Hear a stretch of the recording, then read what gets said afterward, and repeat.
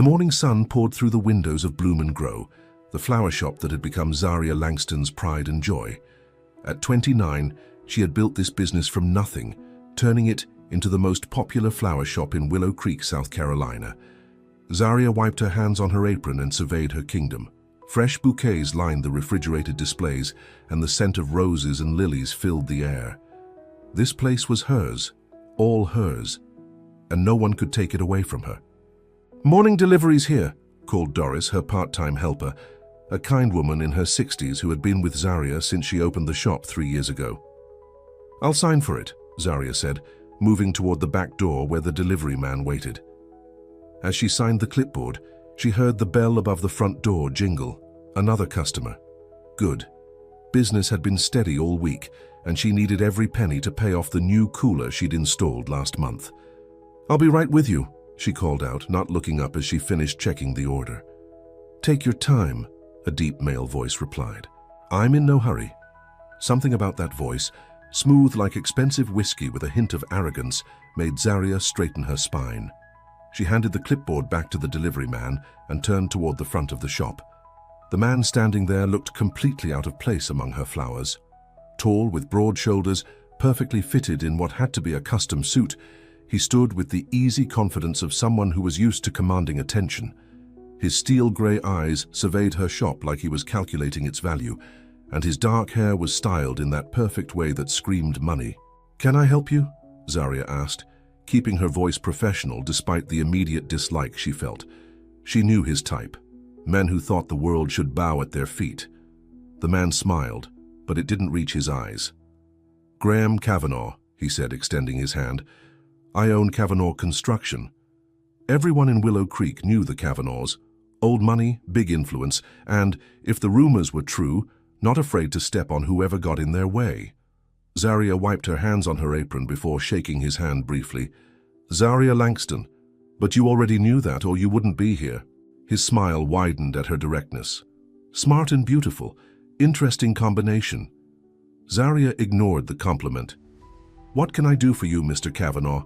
Looking for flowers for your girlfriend, wife, mother?" "Actually, I'm here about your building." And there it was. Zaria had heard whispers about the new development planned for downtown Willow Creek. Luxury condos, upscale shops, the kind of place that would price out small business owners like her. "My building is not for sale," she said firmly. Graham chuckled. "I haven't made an offer yet. Don't waste your time. I'm not interested." He looked around the shop again, his gaze lingering on the slightly cracked tile floor and the old ceiling fan that squeaked when it turned. "This location is key to our development plans. Your shop is—" "My shop is staying right where it is," Zaria interrupted. "I have a 15-year lease with Mr. Peterson." "Peterson sold the building last month," Graham said, his voice casual, as if he wasn't dropping a bomb in her lap. "To Kavanaugh Properties." Zaria felt the blood drain from her face, but she kept her expression neutral. She wouldn't give him the satisfaction of seeing her panic. "My lease is still valid no matter who owns the building." "Of course," Graham agreed smoothly. "But there's a clause about access and egress. Your shop blocks what will become the main entrance to our new Willow Creek Plaza." "So you want me to what? Just pack up my dreams and move aside for your profits?" "I'm prepared to offer you a very generous relocation package," Graham said, pulling an envelope from his jacket pocket, "including first choice of retail space in the new development, at a reduced rate for the first 2 years. Zaria didn't take the envelope. "I built this business here. My customers know where to find me. Moving would kill half my business, or double it with the increased foot traffic the development will bring. I'm not interested in your offer, Mr. Kavanaugh." Graham's smile faded slightly. He clearly wasn't used to people saying no to him. "Perhaps you should think about it. Talk to your business partner or husband. This is a very generous offer." "I don't have a business partner or a husband," Zaria said. "I make my own decisions, and my answer is no." Something flashed in Graham's eyes, surprise maybe, or intrigue. "You run this place entirely on your own?" "I built it from nothing, and yes, I run it on my own. I fix my own pipes, do my own taxes, and make my own decisions." Zaria crossed her arms. "And right now, I'm deciding that this conversation is over. I have customers waiting." There were no other customers in the shop, but Doris had appeared from the back room and was watching their exchange with undisguised interest. Graham slipped the envelope back into his pocket. "You're proud of being a lone wolf now. We'll see how strong you are when winter hits." His words felt like a threat, but Zarya didn't flinch. "Is that supposed to scare me? I've weathered plenty of winters on my own, Mr. Kavanaugh. I'll be just fine." Graham's mouth curved into a half smile. "We'll see. I'll leave my card." He placed a sleek business card on the counter. "When you're ready to discuss this like a businesswoman instead of an emotional shopkeeper, give me a call." "You can take your card and shove it. Have a lovely day, Ms. Langston," Graham interrupted, turning to leave. The bell jingled as he walked out, and Zarya could see him slide into the driver's seat of a black Mercedes parked right in front of her shop. "Well, I never," Doris exclaimed, fanning herself with a paper flower catalogue. "That was Graham Kavanaugh. His family practically built this town." "And now he wants to rebuild it in his image," Zarya muttered, picking up his card and dropping it into the trash can behind the counter. "He's quite handsome, though," Doris added with a wink, "and single from what I hear." "He's arrogant and entitled," Zarya corrected her. "And I have enough problems without adding a man like that to the mix." Doris smiled knowingly. "Sometimes problems come with unexpected benefits, dear." "Not this one," Zarya said firmly. "Now let's get those new lily arrangements in the window before the lunch crowd comes in." As she worked, Zarya tried to push Graham Kavanaugh from her mind, but his warning echoed in her thoughts. Winter was coming, in more ways than one, and she needed to be prepared. 3 days later, Zarya was closing up shop when the bell jingled. She looked up, ready to tell whoever it was that they were closed, and there he was again. Graham Kavanaugh, this time in more casual clothes. Dark jeans and a light blue button-down shirt with the sleeves rolled up to reveal strong forearms. "We're closed," she said flatly. "I'm not here to buy flowers," Graham replied, closing the door behind him. "Then why are you here? I already told you I'm not selling." "I've been thinking about our conversation," Graham said, walking further into the shop. "And I realized I may have come on too strong." Zarya raised an eyebrow. "You think?" "I'd like to start over," he continued, ignoring her sarcasm. "Maybe over dinner." "Dinner?" Zarya almost laughed. "You want to wine and dine me into giving up my shop?" "This isn't about the shop," Graham said, his eyes never leaving hers. "This is about getting to know the woman who isn't impressed by the Kavanaugh name. I'm not interested in getting to know you, Mr. Kavanaugh." "Graham," he corrected. "And why not? Afraid you might actually like me?" "Afraid I might waste my time," Zarya countered. "I have a business to run." Graham glanced around the empty shop. "All by yourself? Don't you ever get tired of doing everything alone?" His question hit closer to home than Zarya would ever admit. Yes, sometimes she did get tired. Sometimes late at night when she was doing the books or fixing a leaky faucet, she wondered what it would be like to have someone to share the burden. But then she remembered Mark, and how quickly love had turned to betrayal. "I prefer it this way," she said firmly. "No disappointments."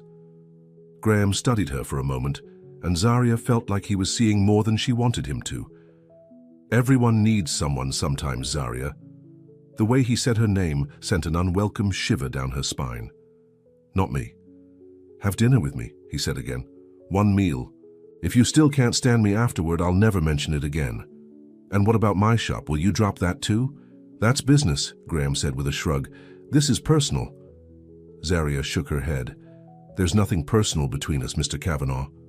There could be. The intensity in his gaze made Zarya take a step back. This man was dangerous. Not in the physical sense, but in the way he looked at her, like he could see beneath her carefully constructed defenses. "I need to finish closing up," she said, breaking eye contact. To her surprise, Graham nodded. "Another time, then." He turned to leave, but paused at the door. "By the way, there's a town council meeting tomorrow night about the zoning changes for the new development. You might want to be there." "I will be," Zarya assured him. "Front row." Graham smiled, a genuine smile that transformed his face and made him look younger, less hardened. "I'd expect nothing less." "Good night, Zarya." After he left, Zarya leaned against the counter, trying to steady her racing heart. What was it about that man that got under her skin? It wasn't just his arrogance or his threats to her business. It was the way he looked at her, like he saw something in her that others missed. Shaking off these thoughts, Zaria finished closing the shop and headed to her apartment above the store. It was small but comfortable, with windows that overlooked Main Street. She'd decorated it with pieces she'd found at flea markets and yard sales, making it uniquely hers. As she made herself a simple dinner of pasta and salad, Zaria's thoughts kept drifting back to Graham Kavanagh. Why was he really interested in her? Was it just because she'd said no to him? Men like Graham weren't used to hearing that word. Her phone rang, interrupting her thoughts. It was her friend Tessa, the owner of the bookstore 2 doors down from Bloom & Grow. "Did you hear?" Tessa asked without preamble. "The Kavanaghs are planning to turn half of downtown into some kind of luxury shopping center." "I heard," Zaria confirmed, twirling pasta around her fork. "Graham Kavanagh himself came to tell me my shop is in their way." "Graham came to see you? In person?" Tessa sounded impressed. "He usually sends his lawyers to do the dirty work." "Lucky me," Zaria said dryly. "Well, he is gorgeous," Tessa pointed out, "even if he is trying to ruin our businesses." "He asked me to dinner," Zaria admitted, surprising herself. She hadn't planned to tell anyone. Tessa gasped. "What? Like a date?" "He claims it's not about the shop, but I don't believe him for a second." "Are you going?" "Of course not," Zaria said firmly. "The last thing I need is to get involved with someone like Graham Kavanagh." "Someone handsome, successful, and rich?" Tessa teased. "Someone who thinks he can buy whatever or whoever he wants."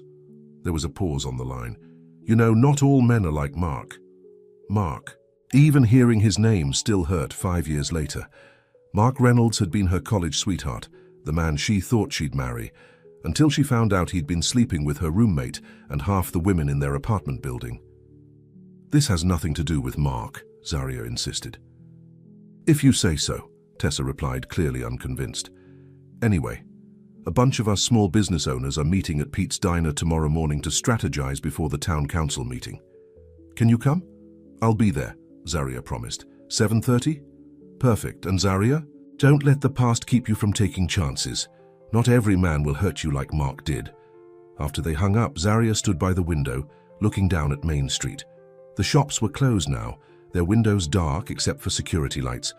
This street, these businesses, they were the heart of Willow Creek.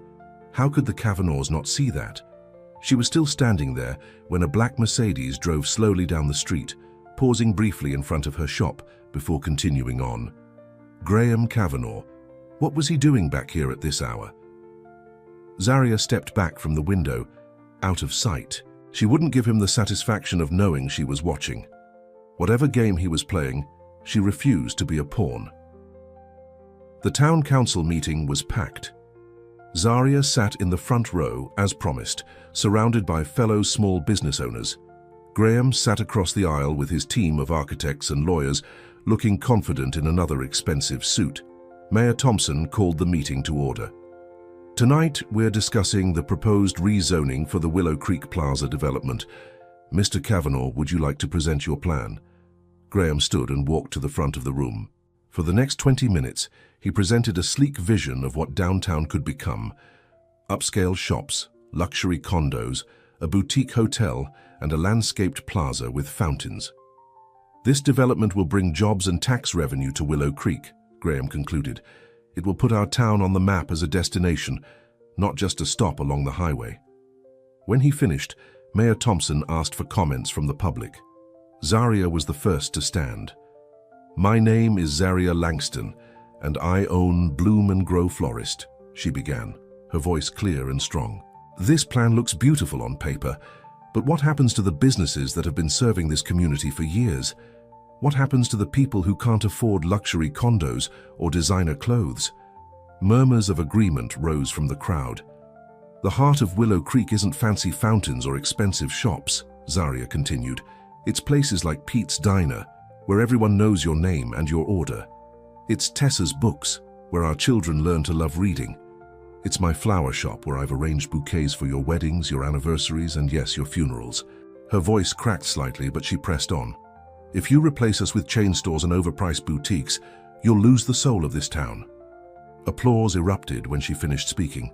Graham watched her with an unreadable expression as she returned to her seat. Other business owners spoke after her, echoing her concerns. When everyone had their say, Mayor Thompson turned to Graham. "Would you like to respond, Mr. Kavanaugh?" Graham returned to the podium. "I hear your concerns," he said, his gaze finding Zaria in the crowd. "And I want to assure you that Willow Creek Plaza is not designed to replace what makes this town special, but to enhance it. We're not looking to remove local businesses, but to give them better facilities and bring in more customers." He paused, looking directly at Zaria. "As for affordability, 20% of the residential units will be priced as workforce housing, and we'll establish a fund to help existing businesses transition to the new development." Zaria couldn't believe what she was hearing. These concessions hadn't been in the original plan. She'd seen the documents. Was he making this up on the spot to counter her arguments? The meeting continued for another hour, with the council asking questions about traffic, parking, and construction timelines. No vote was taken. That would come at the next meeting, after the council had time to review all the information. As people filed out afterward, Graham made his way to Zaria. "Impressive speech," he said. "You really care about this town." "Unlike some people who only care about profits," Zaria shot back. Graham's jaw tightened. "That's not fair. This development will benefit everyone, including your shop." "If I still have a shop when you're done." "You will," Graham assured her. "In fact, I'd like to show you exactly where Bloom and Grow would be located in the new plaza. Are you free tomorrow?" Zaria hesitated. Part of her wanted to refuse on principle, but another part, the businesswoman, knew she needed all the information she could get. "Fine, but this isn't a date." "Of course not," Graham agreed, though his eyes held a glint of amusement. "Strictly business. I'll pick you up at 10. As Zaria watched him walk away, she couldn't shake the feeling that she was stepping into dangerous territory. Graham Kavanaugh represented everything she distrusted: wealth, power, and the ability to charm his way through any situation. But if she was going to fight him, she needed to understand his plans. That night, as she lay in bed, Zaria wondered if she was making a mistake. Getting close to Graham, even for business reasons, felt like playing with fire. And if there was one thing Zaria Langston knew for certain, it was that fire always left scars. The next morning dawned bright and clear. Zaria opened the shop early, wanting to get as much work done as possible before Graham arrived. She had a wedding order to complete for the weekend, 20 centerpieces and a bridal bouquet for the Miller-Jackson wedding. At precisely 10 o'clock, the bell above the door jingled, and Graham walked in. Today he wore khakis and a polo shirt, making him look younger and more approachable. "Ready for the tour?" he asked. "Let me grab my purse," Zaria replied, signaling to Doris that she was leaving. Outside, Graham's Mercedes gleamed in the sunlight. He opened the passenger door for her, and Zaria slid onto the soft leather seat, trying not to look impressed. "Is this car your way of showing off your success?" she asked, as he got in beside her. Graham laughed. "This car is my one indulgence. Everyone needs something that brings them joy. And for you, that's a car that costs more than most people make in a year. What brings you joy, Zaria?" Graham asked, ignoring her jab as he pulled away from the curb. The question caught her off guard. "My shop. Making something beautiful out of nothing," Graham nodded. "That's what I'm trying to do with this development, take something ordinary and make it extraordinary." "But our downtown isn't ordinary," Zaria protested. "It's special just the way it is." "Parts of it are," Graham conceded. "Other parts are falling apart. The buildings on the east side need major repairs that the owners can't afford. The parking is inadequate. And without modernization, Willow Creek will keep losing young people to Charleston and Columbia." He had a point, though Zaria was reluctant to admit it. The east side of downtown had been declining for years, with several storefronts sitting empty. Graham drove to a large warehouse on the edge of town. Inside, a detailed model of the proposed Willow Creek Plaza filled a large table. Architectural drawings covered the walls. "This is our planning center," Graham explained. "Everything for the project is coordinated from here." Zaria approached the model, searching for her shop's location. "Where would I be?" Graham pointed to a corner spot with large windows. Here, prime location, with more space than you have now, plus a design studio in the back for consultations and classes. Classes. You mentioned at the meeting that you do workshops sometimes. Wouldn't it be nice to have a dedicated space for that? Zarya was surprised he'd remembered that detail from her speech. Yes, but I can't afford a bigger space. The rent would be the same as what you pay now for the first 5 years, Graham interrupted. That's part of the local business incentive package. And after 5 years? Market rate, but with a cap on annual increases. It sounded too good to be true, which meant it probably was. What's the catch? Graham smiled. The catch is that you'd have to close during construction, probably for about 6 months. 6 months? Zarya exclaimed. I can't afford to be closed that long. I'd lose everything. We've thought of that, Graham assured her.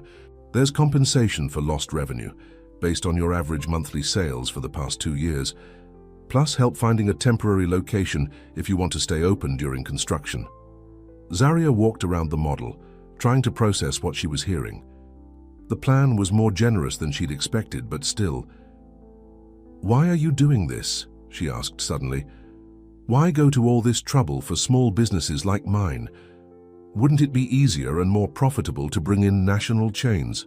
Graham was quiet for a moment. My father would agree with you, he finally said. In fact, he wanted to level everything and start fresh, build a standard mixed-use development with the usual suspects. Starbucks, Gap, maybe a pottery barn. But you didn't. No. Graham ran a hand through his hair, messing it up in a way that made him look less polished, more real. I grew up in this town. I remember going to Pete's Diner for pancakes every Sunday with my mom before she died. I remember buying my first book at Tessa's when it was still called Page Turner's and owned by her parents. His expression softened with the memories. Those places matter. They're part of what makes Willow Creek home. I don't want to destroy that. I want to preserve it, but in a way that ensures it will survive for another generation. For the first time, Zarya saw beyond the wealthy businessman to the person underneath. You really care about this town? Is that so hard to believe? Graham asked, meeting her gaze. Yes, Zarya admitted. I thought you were just another rich developer looking to make a quick profit. There's nothing quick about this project, Graham said with a wry smile. We've been planning it for 3 years.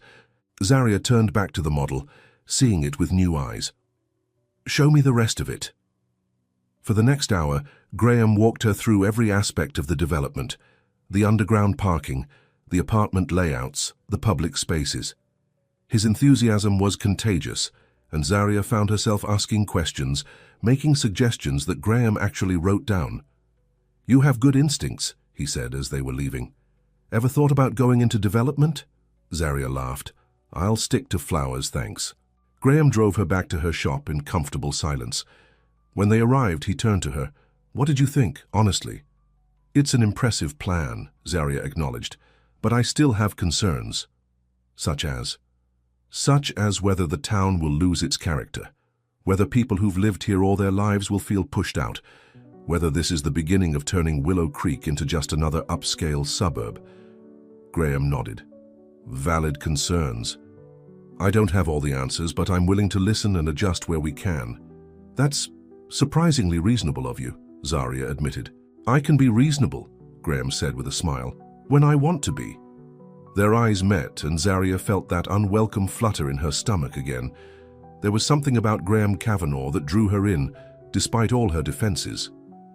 Thank you for the tour, she said, breaking the moment as she reached for the door handle. Have dinner with me, Graham said abruptly. Not to talk about the development or your shop, just dinner. Zarya hesitated. Every instinct told her to say no, to keep her distance from this man who could upend her carefully ordered life.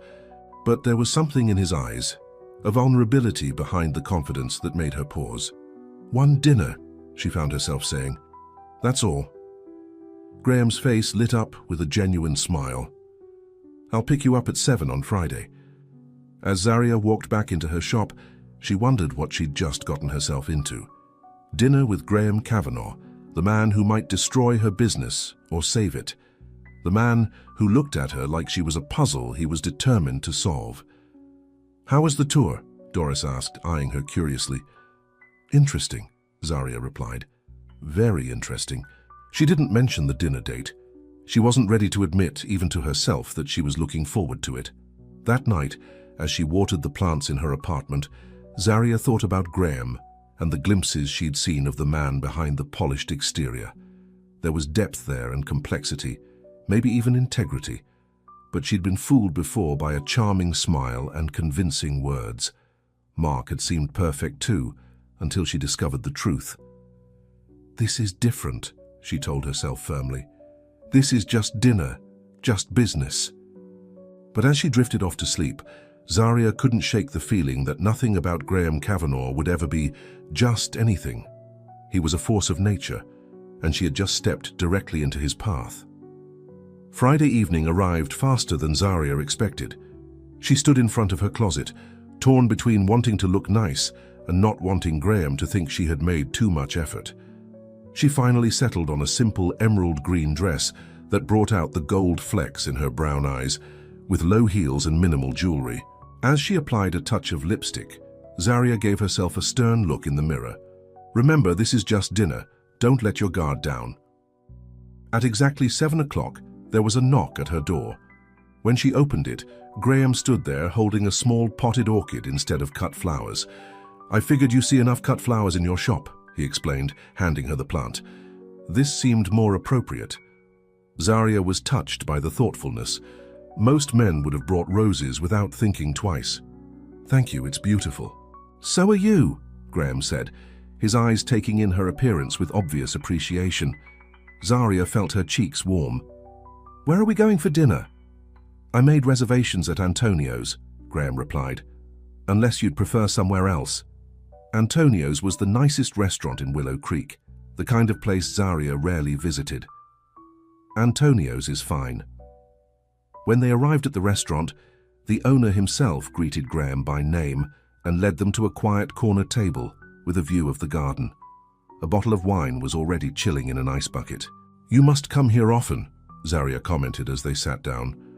My father keeps a standing reservation, Graham admitted. It's expected of the Kavanaghs to be seen at the right places. That sounds exhausting, Graham shrugged. It's just part of life, when your family name is on half the buildings in town. Is that why you're so determined to put it on even more buildings? Graham's smile faltered slightly. I told you, no business talk tonight. Sorry, Zaria said, not feeling sorry at all. What should we talk about then? Tell me about yourself, Graham suggested as the waiter poured their wine. How did you end up owning a flower shop in Willow Creek? Zaria took a sip of wine before answering. I grew up here, but I left for college in Charleston. I was studying business, planning to work for some big corporation. She laughed softly. Life had other plans. What happened? Zaria hesitated. She rarely talked about her past, especially not on first dates. But something about Graham's attentive gaze made her continue. My mother left when I was 12, she said, tracing the rim of her wine glass. Just packed up and disappeared. My dad raised me on his own, but he was never the same after she left. Then, during my junior year of college, he got sick. Cancer. I came home to take care of him. I'm sorry, Graham said softly. Zaria nodded. After he died, I found myself stuck here with no degree and no plan. The flower shop was for sale. The previous owner was retiring. I'd worked there in high school, so I knew the business.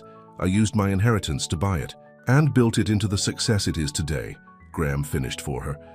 It wasn't easy, Zaria admitted. The first year I thought I'd made a huge mistake, but I was too stubborn to give up. Stubborn is one word for it, Graham said with a smile. Determined is another. Their food arrived. Seafood pasta for Zaria, steak for Graham. As they ate, Graham shared stories of his own childhood in Willow Creek. My mother died when I was 10, he said. Car accident. My father buried himself in work afterward. The Kavanagh legacy became everything to him. And to you? Zaria asked. Graham was quiet for a moment. I wanted his approval, he finally said. Still do, I suppose. Taking over the family business was expected, not chosen. But you've made it your own, Zaria pointed out. Your father wanted to bulldoze downtown. You found a compromise. He still thinks I'm soft, Graham said with a wry smile. In his world, sentiment has no place in business. Is that why you've never married? The question slipped out before Zaria could stop it. Sorry, that's too personal. No, it's a fair question, Graham said. And you're partly right. My father has certain expectations about the kind of woman a Kavanaugh should marry. Society, connections, the right family name, those matter to him. But not to you. Graham's eyes met hers across the table. I care more about substance than pedigree. A woman who knows her own mind, who stands her ground even when it would be easier to give in. The intensity of his gaze made Zaria look away. She had the uncomfortable feeling he was describing her. What about you? Graham asked. No husband or boyfriend staking a claim on your independence? Zaria hesitated, then decided to be honest. There was someone in college, Mark. I thought he was the one until I found out he was sleeping with my roommate and several other women. He was an idiot, Graham said flatly. No, Zaria corrected him. I was the idiot. I trusted him completely. Never questioned when he came home late or had to cancel plans. I even defended him to friends who tried to warn me. That's not being an idiot, Graham said gently. That's being loyal. A rare quality. It's a dangerous quality when it's not earned, Zaria replied. I learned my lesson. Which is, trust has to be earned. And even then, keep your eyes open. Graham studied her for a moment. That sounds lonely. It's safe, Zaria countered. Is that enough? The question hung between them as the waiter cleared their plates and offered dessert. They both declined, and Graham asked for the check. As they left the restaurant, the night air was cool and clear. Main Street was quiet, with most shops closed except for the ice cream parlor and the movie theater. Would you like to walk for a bit? Graham asked. It's a beautiful night. Zaria nodded, and they strolled down the sidewalk, passing darkened storefronts and the occasional couple or group of teenagers. When they reached her flower shop, Graham stopped. Thank you for having dinner with me, he said. I enjoyed getting to know you better. It was not what I expected, Zaria admitted. What did you expect? More arrogance, less listening. She smiled slightly. You're not exactly what your reputation suggests, Graham Kavanaugh. Neither are you, Zaria Langston. Graham took a step closer. You're stronger and more vulnerable than I imagined.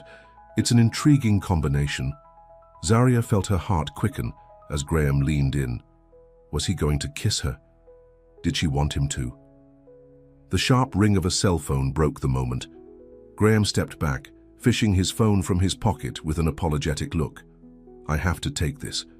It's my father.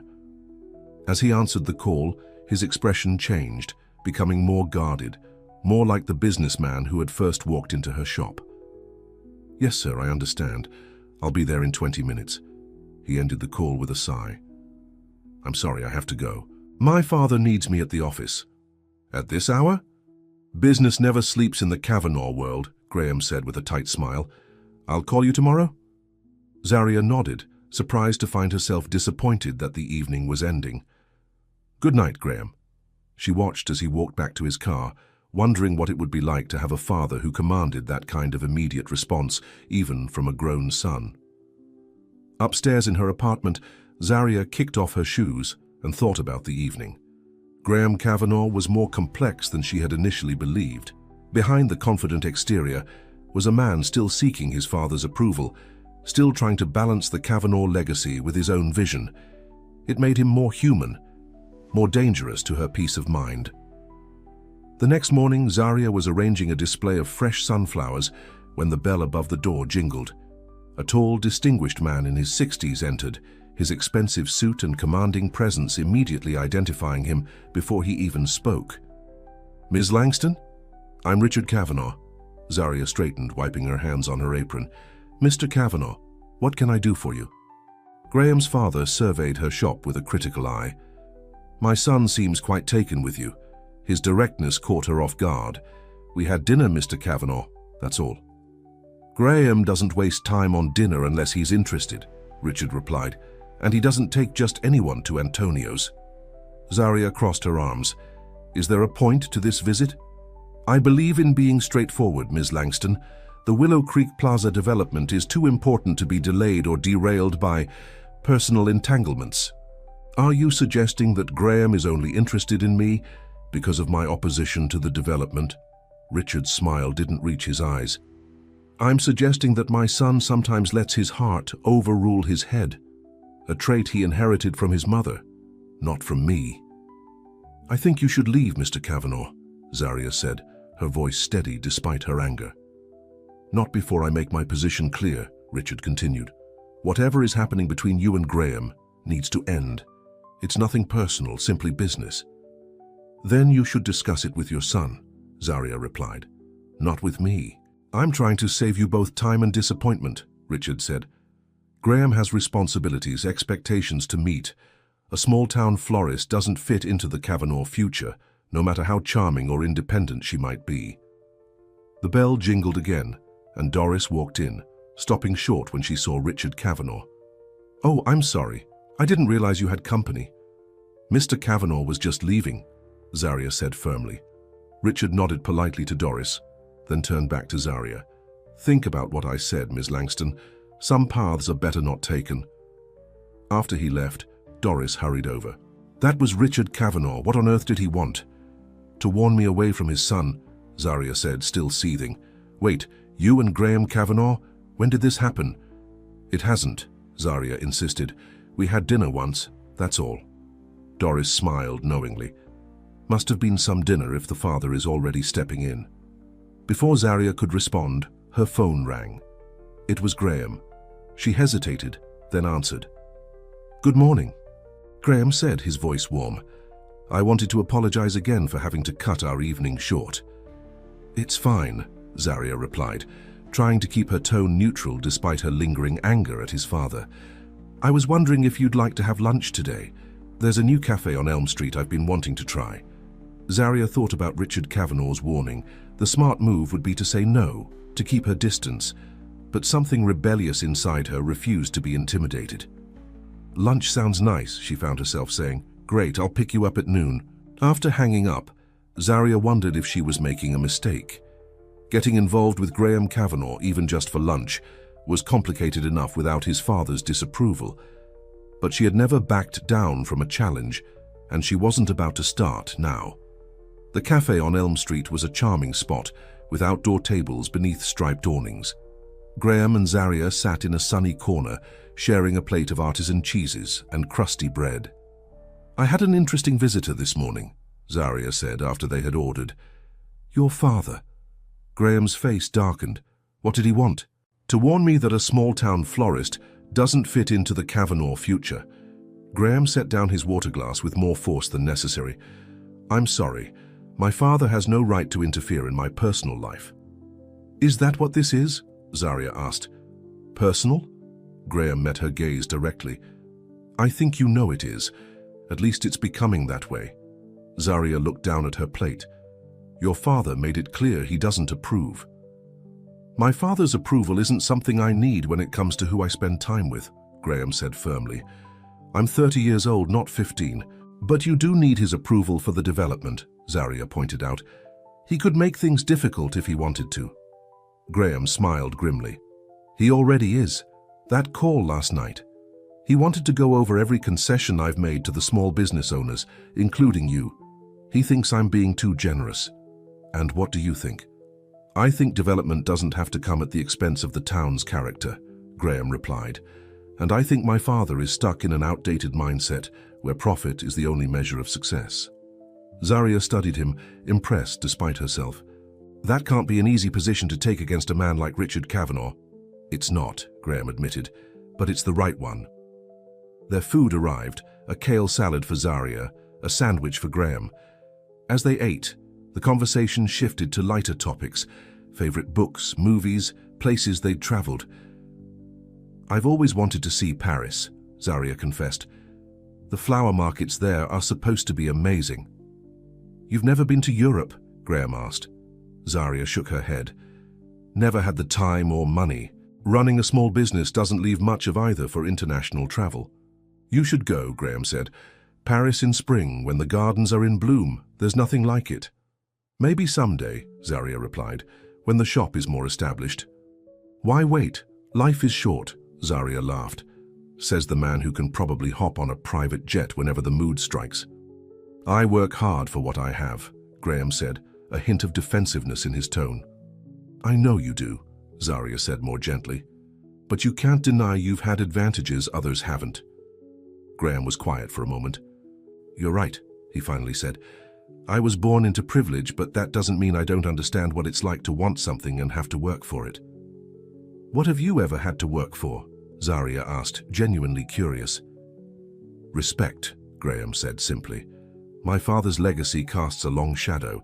Everything I've accomplished is measured against what he built. People look at me and see the Kavanaugh name, not the man. Zarya understood that feeling all too well, of being defined by circumstances beyond your control. Is that why you're so determined to make this development your own?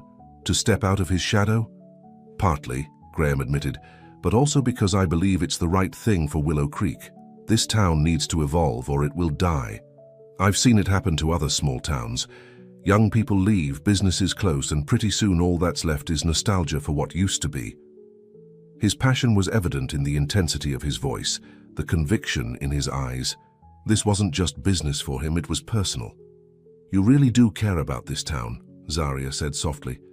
I grew up here, Graham reminded her, just like you did. After lunch, they walked back toward Bloom and Grow, taking the long way through the town square. The historic courthouse stood at the center, surrounded by oak trees and park benches. This will all stay exactly as it is, Graham said, gesturing to the square. Some things shouldn't be changed. And my shop, Zarya asked. Is that something that should change? Graham stopped walking and turned to face her. Your shop will be better in the new location. More space, better visibility. But the heart of it, what makes it special? That's all you, Zarya. That won't change no matter where it's located. His words touched her more deeply than she wanted to admit. For so long, she had defined herself by her independence, by her ability to stand alone. But Graham saw beyond that to the passion that drove her, her love for creating beauty, for making people smile with her arrangements. Thank you, she said simply. Graham reached out and tucked a strand of hair behind her ear, his fingers lingering on her cheek. You're welcome. The moment stretched between them, charged with unspoken feelings. This time there was no phone call to interrupt. Graham leaned in slowly, giving her time to pull away if she wanted to. But Zarya found herself moving closer, her eyes closing as his lips met hers in a gentle kiss. It was brief but perfect, a question more than a demand. When they separated, Graham's eyes searched hers, looking for a reaction. I've wanted to do that since the moment you told me where I could shove my ego, he admitted with a smile. Zarya laughed, feeling lighter than she had in years. I'm not usually that rude to customers. I'm glad you made an exception for me. They continued walking, Graham's hand finding hers naturally, as if they'd been doing this for years instead of minutes. When they reached her shop, neither seemed eager to say goodbye. Would you like to come up for coffee? Zarya asked impulsively. Graham hesitated. I should get back to the office. We have a meeting with the Planning Commission tomorrow. Zarya nodded, trying not to show her disappointment. Of course. But I'd like a rain check, Graham added quickly. Maybe dinner at my place tomorrow night? I make a mean pasta primavera. You cook? Another skill my father doesn't approve of, Graham said with a grin. Too domestic for a Kavanaugh man. I'd like that, Zarya said, returning his smile. Graham kissed her again, more deeply this time, before reluctantly stepping back. Tomorrow then. Zarya watched him walk away, a mixture of excitement and trepidation swirling in her chest. She was falling for Graham Kavanaugh, despite all her defenses, despite knowing that their worlds were miles apart. As she turned to enter her shop, she caught sight of a familiar car parked across the street, Richard Kavanaugh's black Bentley. The older man sat behind the wheel, watching her with an unreadable expression. A chill ran down Zarya's spine. Richard Kavanaugh wasn't going to give up easily, and neither was she. The next evening, Zarya stood outside Graham's house, a bottle of wine in hand and butterflies in her stomach. She'd spent more time than she wanted to admit choosing her outfit. A casual blue dress that was pretty without trying too hard. Graham's home was not what she'd expected. Instead of a mansion in the exclusive Oak Hills neighborhood where most of Willow Creek's wealthy residents lived, it was a renovated farmhouse on the outskirts of town, surrounded by acres of land and mature trees. She rang the doorbell, and moments later, Graham opened the door wearing jeans and a button-down shirt with the sleeves rolled up. The casual look suited him better than his business suits. "You found the place," he said, smiling as he invited her in. "It wasn't hard to follow directions," Zaria replied, "though I was surprised. I expected something more ostentatious," Graham suggested with a wry smile. "Exactly." "I leave that to my father," Graham said, leading her through the house. "This place suits me better.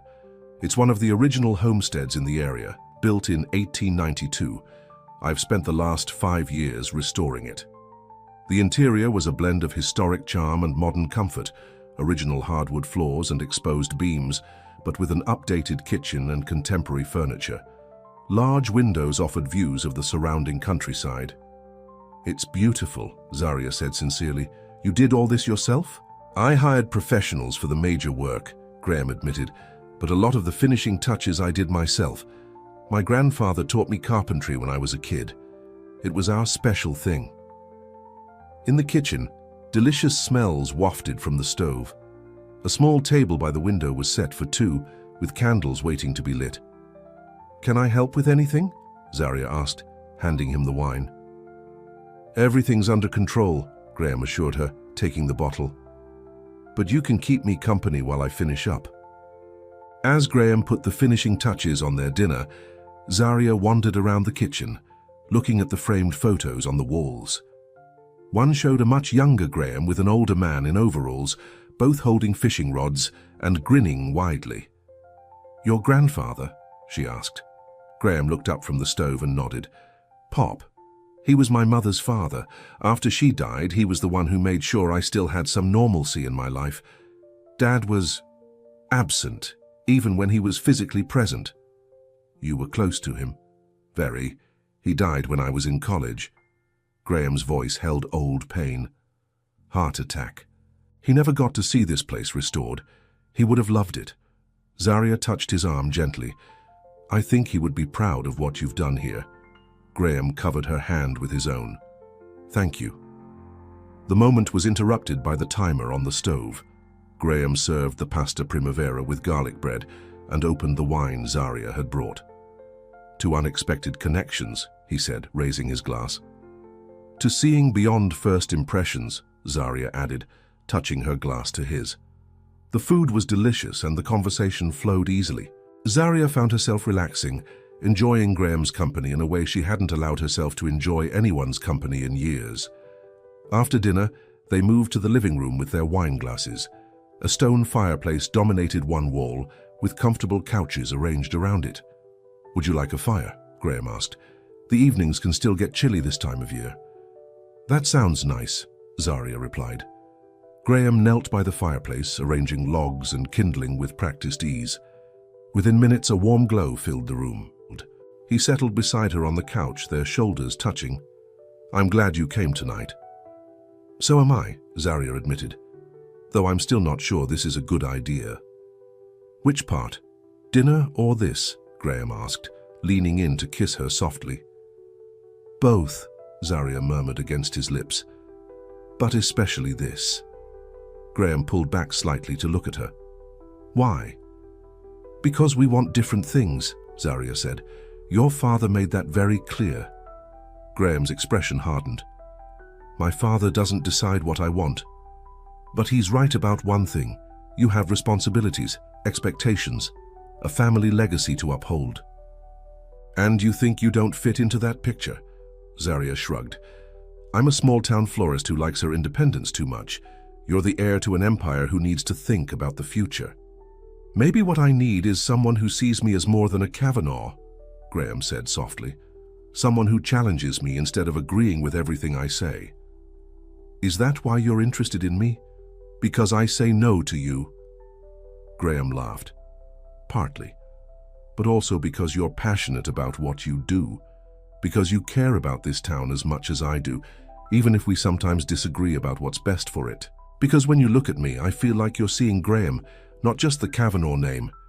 His honesty touched something deep inside Zarya, a place she had locked away after Mark's betrayal. "I'm scared," she admitted, the words barely audible. "Of what?" "Of trusting this. Of trusting you." Zarya looked down at her hands. "I've been on my own for so long, I'm not sure I remember how to be any other way." Graham took her hand, his thumb tracing circles on her palm. "Being strong doesn't mean being alone, Zarya. It can also mean being brave enough to let someone in. The last time I did that, it didn't end well," Zarya reminded him. "I'm not Mark," Graham said firmly, "and you're not the same person you were then either.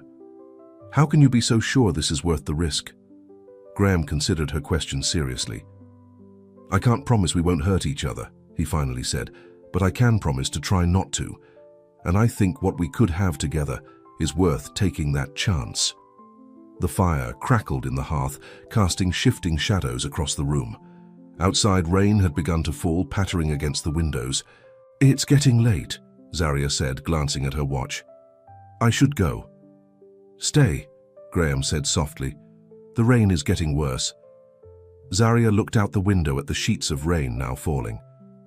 "I need to open the shop early tomorrow." "Just for tonight," Graham clarified. "No expectations. I have plenty of guest rooms."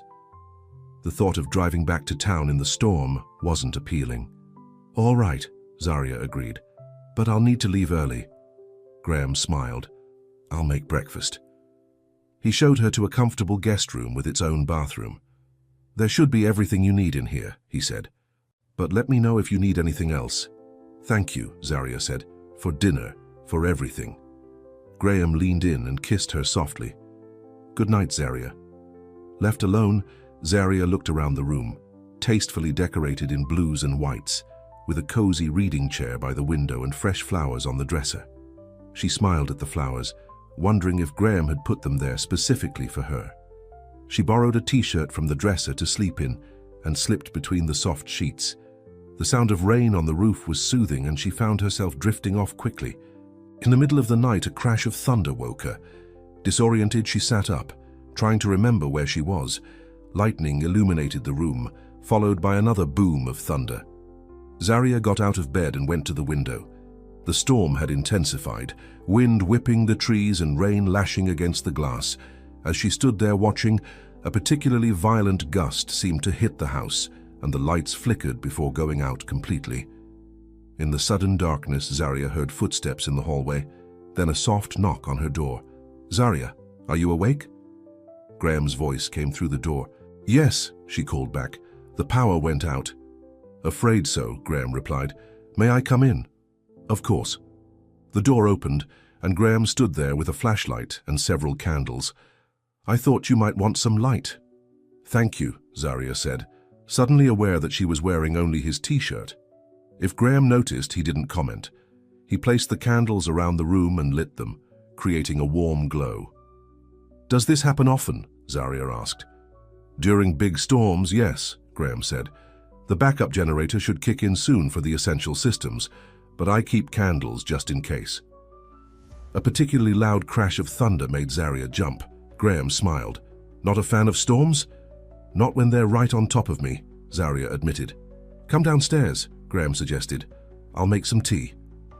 In the kitchen, lit only by candlelight, Graham put a kettle on the gas stove, which still worked despite the power outage. Zarya sat at the table, watching him move confidently around the space. "You seem very at home during a crisis," she observed. Graham laughed. "Hardly a crisis, just a power outage." He brought 2 mugs of tea to the table and sat across from her. "Though I do enjoy the simplicity of moments like this. No phones, no emails, no expectations. Just the basics. Is that why you chose to live out here instead of in town? To escape expectations?" "Partly," Graham admitted. "My father thinks it's ridiculous that I hide out in the woods when I could be living in a mansion in Oak Hills. But you prefer it here?" "I do," Graham said simply. "This place is mine, not the Kavanaugh legacy's. I can be myself here." Zarya understood that feeling, of needing a space that was entirely your own. Her shop and apartment served the same purpose for her. "What about you?" Graham asked. Have you ever thought about living somewhere other than above your shop? Sometimes, Zaria admitted, but it's practical. And like you said, it's mine. They sipped their tea in comfortable silence, the storm continuing to rage outside. There was something intimate about sitting together in the candlelight, sheltered from the elements. "Thank you for staying," Graham said softly. "I'm glad you're here." "So am I," Zaria replied, surprised to realize she meant it. When they finished their tea, Graham walked her back to the guest room. At the door, he hesitated. "Good night, Zaria." "Good night," she replied, but neither moved. The candlelight cast a golden glow on Graham's face, softening the angles, highlighting the vulnerability in his eyes. Without overthinking it, Zaria stood on tiptoe and kissed him. What began as a gentle goodnight quickly deepened into something more urgent, more needy. Graham's arms went around her waist, pulling her closer as Zaria's hands slid into his hair. When they finally broke apart, both were breathing hard. Graham rested his forehead against hers. "I should go," he said, his voice rough. "Or you could stay," Zaria suggested, surprising herself with her boldness. Graham pulled back to look at her, making sure he understood. "Are you certain?" In answer, Zaria took his hand and led him into the room, closing the door behind them. Morning came with sunshine streaming through the windows and birds singing outside. Zaria woke slowly, momentarily confused by the unfamiliar surroundings. Then she felt the warm body beside her and remembered. Graham was still asleep, his face relaxed in a way it never was when he was awake. Zaria studied him in the morning light, the dark lashes against his cheeks, the slight stubble on his jaw, the muscled shoulder visible above the sheet. Last night had been unexpected, wonderful, and terrifying in its implications. Careful not to wake him, Zaria slipped out of bed and gathered her clothes. She needed time to think, to process what had happened between them, and she really did need to open her shop. She dressed quickly in the bathroom, then wrote a note on the pad of paper she found in the nightstand. "Had to open the shop. Thank you for last night." Brief. But what else could she say? She wasn't ready to put a name to the feelings swirling inside her. Zaria placed the note on the pillow where she had slept and quietly left the room. She found her purse and keys in the living room and slipped out of the house, careful not to make noise. The morning was beautiful after the storm, fresh and clean, with puddles reflecting the blue sky. Zaria's car was wet but undamaged. As she drove back to town, her mind replayed the events of the night before, the dinner, the conversation, the storm, and what had followed. She had not planned to sleep with Graham Kavanagh, had not planned to feel this connection with him. But now that it had happened, she couldn't bring herself to regret it. When she reached her shop, Zaria was surprised to see Doris already there, sweeping water from the sidewalk in front. "Thank goodness you're here," Doris exclaimed when she saw Zaria. "I was getting worried when you didn't answer your phone." "My phone?" Zaria checked her purse and realized her phone was dead. "Sorry, the battery must have died. What happened here?" "The storm," Doris explained. "A branch came down and broke the front window. I came in early to check on things and found the mess." Zaria surveyed the damage. Glass shards mingled with wet leaves and flower petals on the floor of the shop. The large display window was completely gone, leaving the shop open to the elements. "I've called the glass company," Doris continued. "They said they'll be here later today to measure for a replacement, but it might take a few days to get it installed." Zaria sighed. This was going to be expensive, and her insurance deductible was high. "We'll need to board it up temporarily." "I already called Pete at the hardware store," Doris said. "He's sending over some plywood and his nephew to help install it." "What would I do without you, Doris?" Zaria said gratefully. "That's what I keep asking myself," Doris replied with a wink. "Now, where were you all night? Not at your apartment, since I knocked when I couldn't reach you by phone." Zaria felt her cheeks warm. "I got caught in the storm and had to stay with a friend." "A friend," Doris repeated skeptically. "Would this friend happen to be tall, handsome, and named Kavanagh?" Before Zaria could answer, a black Mercedes pulled up in front of the shop. Graham got out of his car and rushed toward them, concern evident on his face. "Zaria, are you all right? I woke up and you were gone. Then I heard about the storm damage downtown. Doris gave Zarya a knowing look before tactfully stepping inside the shop. I'll start cleaning up inside. I'm fine, Zarya assured Graham, but my shop window didn't fare so well. Graham surveyed the damage with a professional eye. That's going to need more than just glass replacement. The frame is damaged too. Great, Zarya muttered. Just what I needed. I can have a crew here in an hour, Graham offered. My company did the renovations on the bank building last year, same type of historic storefront. Zarya hesitated. I can't afford your company's rates, Graham. I'm not offering as a contractor, Graham said quietly. I'm offering as someone who cares about you. The sincerity in his eyes made Zarya's heart skip, but accepting his help felt like crossing a line she had drawn long ago, a line between independence and dependence. I appreciate the offer, but I need to handle this myself, she said firmly. Doris already called Pete's Hardware. They're sending someone over with plywood for a temporary fix. Graham looked like he wanted to argue but thought better of it. At least let me help with the cleanup. Don't you have meetings today, the planning commission? It can wait, Graham said. This is more important. Zarya was touched by his willingness to put aside his work for her, but she still felt uncomfortable.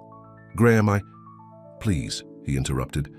Let me help. Not because you need it, but because I want to give it. Put that way, it was harder to refuse. All right. Thank you. They spent the next hour sweeping up glass and salvaging what they could of the damaged flowers and displays.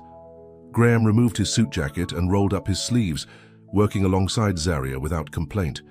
Doris watched them with undisguised interest, especially the way Graham kept finding excuses to touch Zarya, a hand on her arm, fingers brushing as they passed tools back and forth.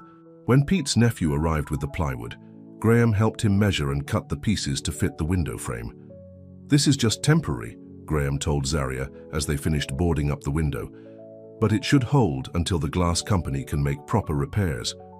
Thank you, Zarya said, genuinely grateful. I know this isn't how you plan to spend your morning. I can think of worse ways, Graham replied with a smile that reminded her of how they had spent the night. Zarya felt her cheeks warm. About last night? No regrets, Graham said quickly. Unless you have them. No, Zarya admitted, but it does complicate things. Graham's phone rang before he could respond. He checked the screen and grimaced. It's my father. I should take this. He stepped outside to take the call, and Doris immediately appeared at Zarya's side. So a friend, huh? She said with a knowing smile. It's complicated, Zarya replied. The best things usually are, dear. Outside, Graham's conversation appeared to be getting heated. His expression had darkened, and his free hand was clenched at his side. Trouble in paradise? Doris asked, following Zarya's gaze.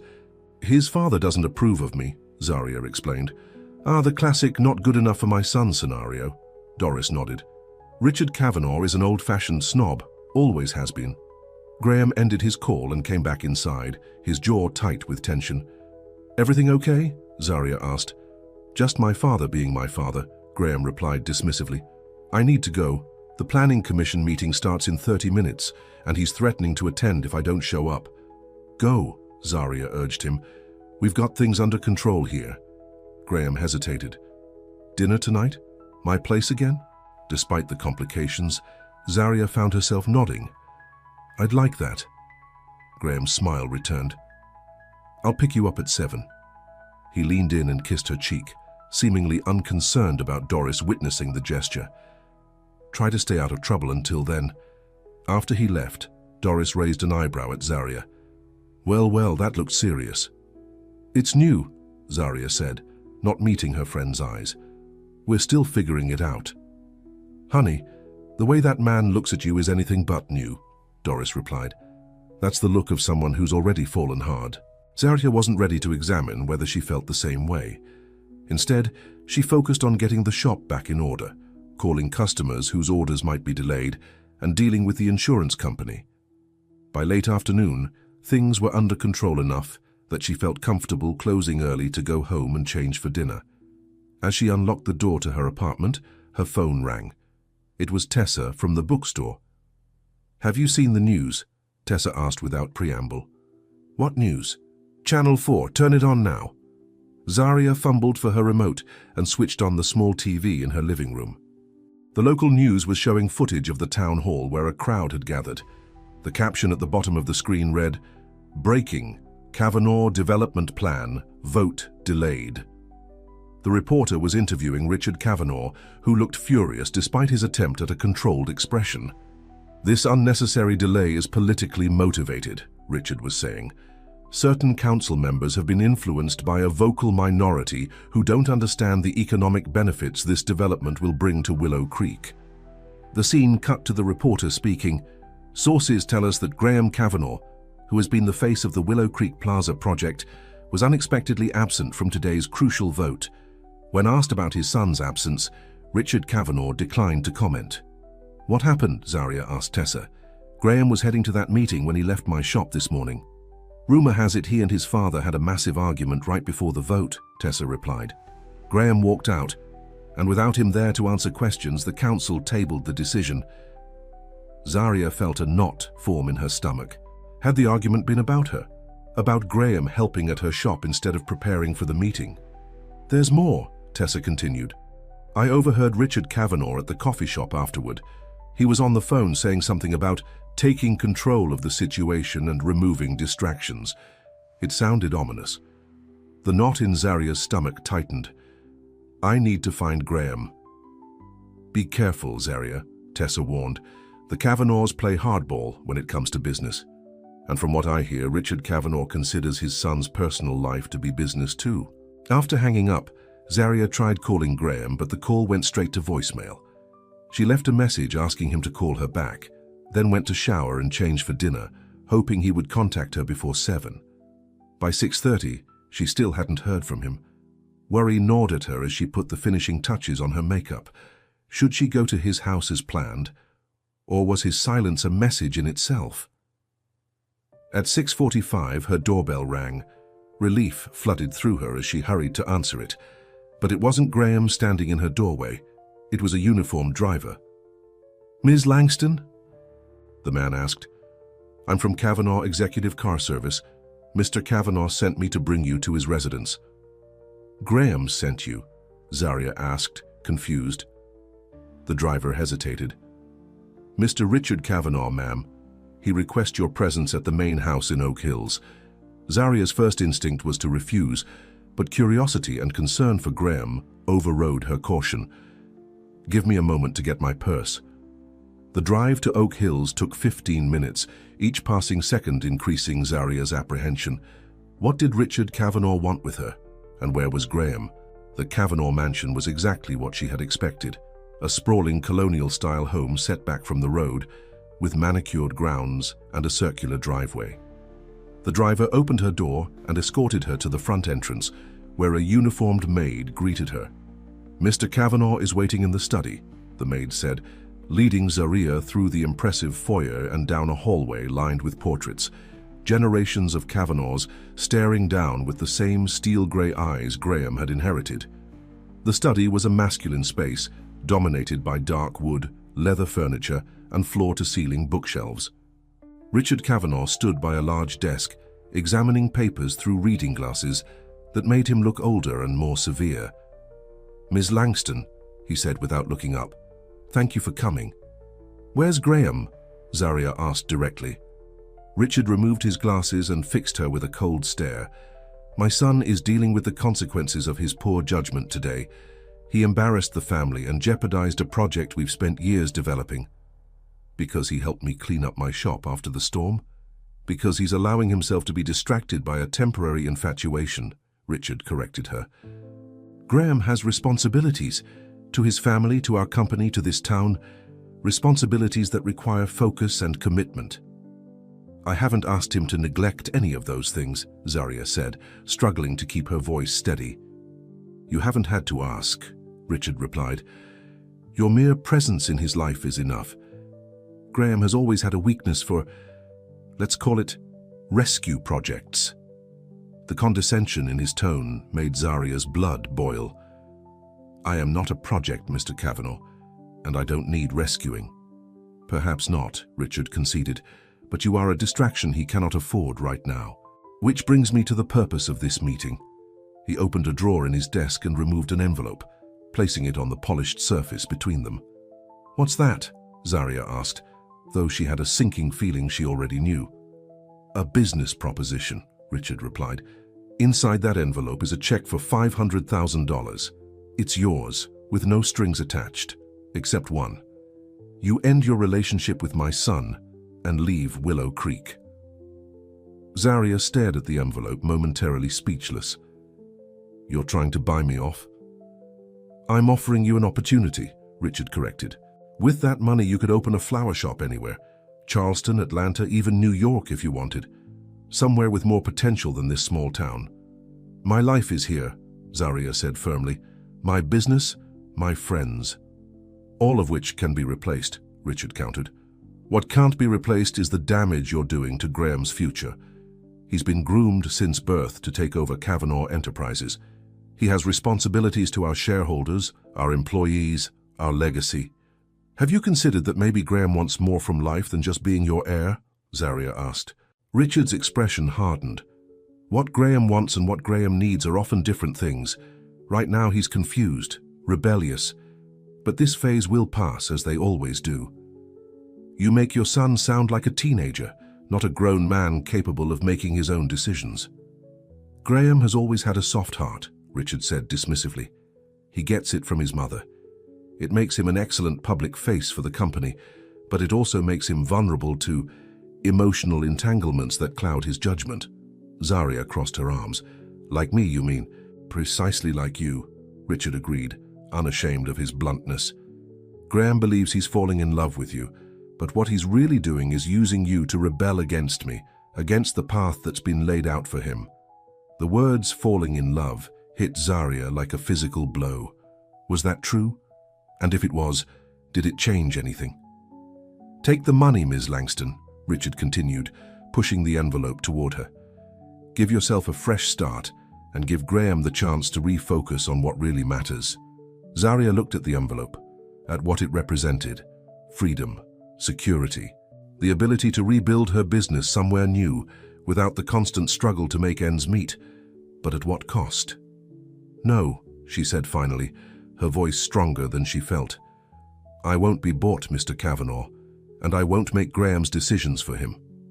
Richard's expression darkened. "Everyone has a price, Ms. Langston. I'm simply trying to find yours." "Not everyone is like you," Zarya shot back. "Some people value things money can't buy." "How noble," Richard said sarcastically. "But consider this. If you truly care about my son, you'll want what's best for him. And what's best for Graham is to fulfill his destiny as a Kavanaugh, not throw it away on a passing fancy." The way he said those last words made it clear exactly what he thought of her. Zarya stood straighter, refusing to be intimidated. "If Graham wants to end things between us, he can tell me himself," she said firmly. "Now, if you'll excuse me, I have somewhere to be." She turned to leave, but Richard's next words stopped her cold. "Your shop lease," he said. "I've had our legal team review it. There's a clause about maintaining the property in good condition. A broken window, even temporarily, could be considered a violation." Zarya turned back slowly. "Are you threatening me?" "I'm reminding you of the realities of business," Richard replied smoothly. "Kavanaugh Properties owns that building now.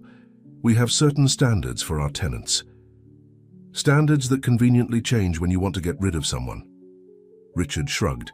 Business can be unpredictable, especially small businesses like yours, operating on such thin margins. One unforeseen expense, one disruption to cash flow, it doesn't take much to topple the house of cards. The threat was clear, and it struck at Zarya's greatest fear: losing the business she had built from nothing, the only thing in her life that was truly hers. "Think about my offer," Richard continued, seeing the impact of his words. "It remains open until tomorrow. After that," he let the sentence hang unfinished. Zarya wanted to throw his offer back in his face, to tell him exactly what she thought of his tactics, but the cold calculation in his eyes told her it would be pointless. Richard Kavanaugh was used to getting what he wanted, one way or another. "Good night, Mr. Kavanaugh," she said instead, her voice tight with suppressed anger. The same driver was waiting to take her home. As they pulled away from the mansion, Zaria felt a mix of emotions churning inside her: anger, fear, uncertainty. But beneath it all was a stubborn determination not to let Richard Kavanaugh dictate her life or her heart. Back at her apartment, Zaria tried calling Graham again. This time, he answered on the second ring. "Zaria," he said, his voice weary. "I'm so sorry about tonight. Things got complicated." "I just had an interesting meeting with your father," Zaria replied, cutting to the chase. There was a pause on the line. "What? When?" "Just now. He sent a car for me, brought me to the mansion." "What did he want?" Graham's voice had turned hard. "To pay me to leave town and break things off with you." Zaria didn't see the point in sugarcoating it. $500,000 to be exact. Graham swore under his breath. "I'm coming over." "Graham!" "No. We need to talk about this in person. I'll be there in 20 minutes. True to his word, Graham arrived at her apartment less than 20 minutes later. He looked exhausted, his hair disheveled as if he'd been running his hands through it repeatedly, his eyes shadowed with fatigue. "I'm sorry," were his first words as Zaria let him in. "My father had no right to interfere like that." "It wasn't just the bribe," Zaria told him, leading him to the small living room. "He also threatened my lease, implied he could find ways to damage my business if I didn't cooperate." Graham's face darkened with anger. "He's gone too far this time." "What happened today?" Zaria asked, changing the subject. "I saw on the news that you missed the planning commission vote." Graham sank onto her couch, rubbing his hands over his face. "My father and I had a disagreement about some of the concessions I wanted to make for the small businesses. When I wouldn't back down, he threatened to pull his support from the project entirely." "Can he do that?" "He's the majority shareholder," Graham said simply. "So yes, he can. And that's why you missed the vote, because of your father's threats." Graham looked away. "Partly, but also because I was dealing with another issue, a potential investor who's interested in buying out my father's shares." "You're trying to take control of the company?" Zaria asked, surprised. "I'm trying to save the development in a way that works for everyone. The town, the small business owners, and yes, our investors." Graham sighed. "But my father found out about my meetings with this investor. That's what really set him off. And then he blamed me for distracting you," Zaria concluded. "You're not a distraction, Zaria," Graham said firmly, taking her hands in his.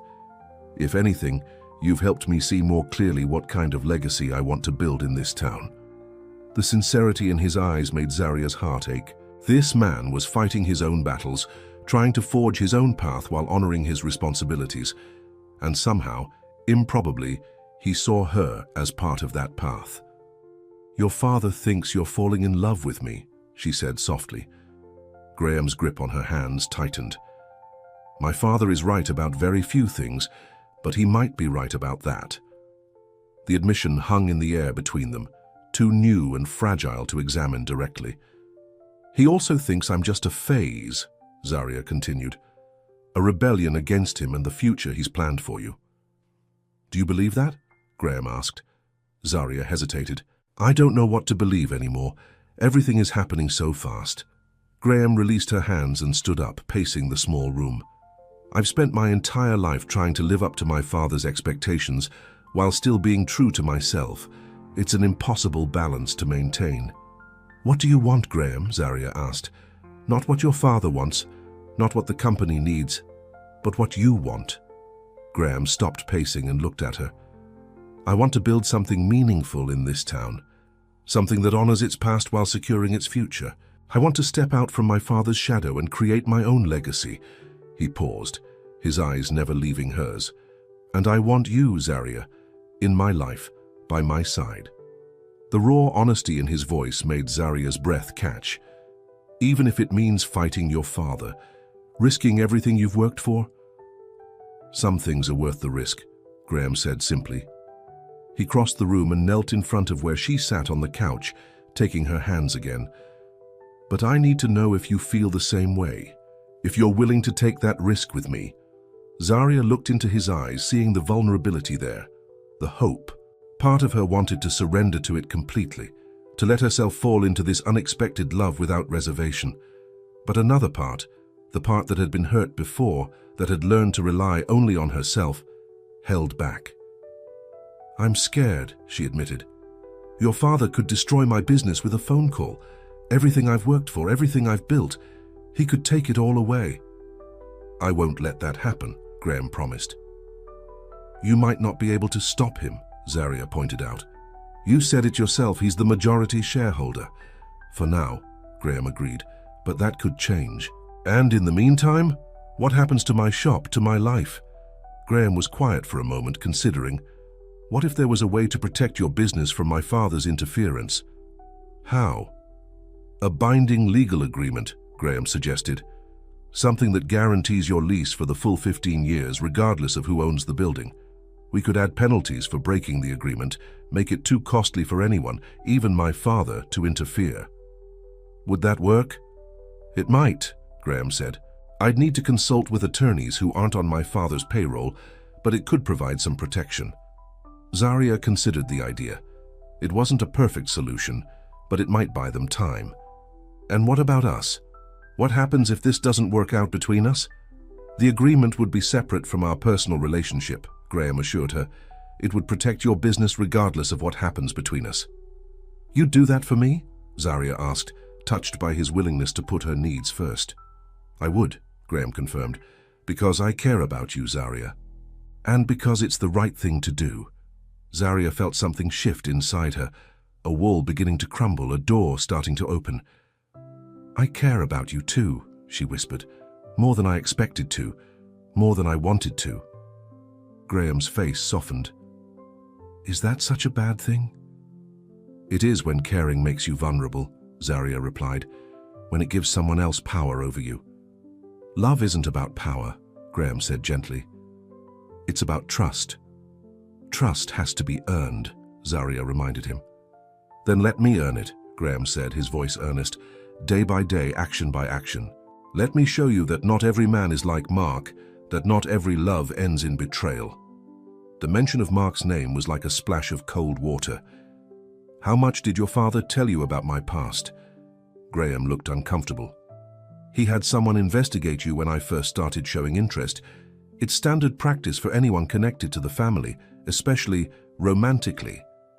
"So you knew about Mark all along?" Zaria pulled her hands away, feeling exposed, violated. "I knew the basic facts," Graham admitted, "but not how you felt, not what it did to you, that you told me yourself." Zaria stood up, needing space. "What else do you know about me? What other private details did your father's investigators dig up?" "Nothing that matters," Graham insisted, rising to his feet as well. "Nothing that changes how I feel about you." "That's not the point," Zaria exclaimed. "The point is that your family invaded my privacy, dug into my past without my knowledge or consent." "I'm sorry," Graham said sincerely. "If I could undo it, I would. But I can't." Zaria wrapped her arms around herself, suddenly feeling cold. "This is exactly what I was afraid of, getting involved with someone whose world operates by different rules, where privacy means nothing, where money can buy anything, even people's secrets." "Zaria, I think you should go," she interrupted. "I need time to think." Graham looked like he wanted to argue but thought better of it. "All right, but please don't make any decisions about us based on my father's actions. He doesn't speak for me, and he never will again." Zaria nodded, not trusting herself to speak. She walked Graham to the door, maintaining a physical distance between them that felt symbolic of the emotional distance that had suddenly opened up. "I'll call you tomorrow," Graham said as he stepped into the hallway, "about the legal agreement for your shop. Regardless of what you decide about us, I want to help protect your business." "Thank you," Zaria managed to say. After he left, she leaned against the closed door, tears threatening. How had everything become so complicated so quickly? A week ago, Graham Kavanaugh had been nothing more than an arrogant businessman threatening her shop. Now he was talking about love and protection and a future together. And his father was offering her $500,000 to walk away from it all. The practical part of Zaria, the part that had kept her afloat after her mother left, after her father died, after Mark's betrayal, whispered that Richard Kavanagh's offer made sense. Take the money, start fresh somewhere new, avoid the mess of fighting a powerful family. But her heart, the part of her she had protected so carefully for so long, had other ideas. It reminded her of Graham's tenderness, his honesty, his willingness to stand up to his father for what he believed was right, for her. Zaria crossed to the window and looked out at Main Street below. The boarded-up window of her shop was visible from here, a stark reminder of her vulnerability. One storm had done that damage. What could Richard Kavanagh do if he really set his mind to destroying her? But running away had never been Zaria's style. She had built her life on standing her ground, on facing challenges head-on. Would she abandon that now just when the stakes were highest? As she got ready for bed, Zaria remembered something her father had told her after her mother left. The people who matter are the ones who stay when it would be easier to go. Graham was trying to stay, despite the complications, despite his father's opposition. Could she do any less? Sleep eluded her as she tossed and turned, weighing options, considering futures that had seemed impossible just days ago. By morning, she was exhausted but clear-eyed. She knew what she had to do. The Kavanagh mansion looked different in the morning light, less intimidating, more ostentatious. Zaria rang the doorbell, the envelope Richard had given her clutched in her hand. The same maid from the night before answered, surprise flickering across her face when she saw Zaria. "I need to see Mr. Kavanagh," Zaria said firmly. "It's important." "He's having breakfast on the terrace," the maid replied. "I'll see if he's available." "No need," Zaria said, stepping past her into the foyer. "I know the way." She didn't, of course, but she followed the sound of voices and the smell of coffee until she found herself at a set of French doors leading to a stone terrace overlooking manicured gardens. Richard Kavanagh sat at a glass table, newspaper in one hand, coffee cup in the other. He looked up as Zaria approached, surprise quickly masked by a smug smile. "Ms. Langston," he said, setting down his paper. "I didn't expect you so early. Have you reconsidered my offer?" "I have," Zaria replied, dropping the envelope on the table in front of him. "My answer is still no." Richard's smile faded. "I see. Then may I ask why you're here?" "To make something clear," Zaria said, meeting his gaze directly.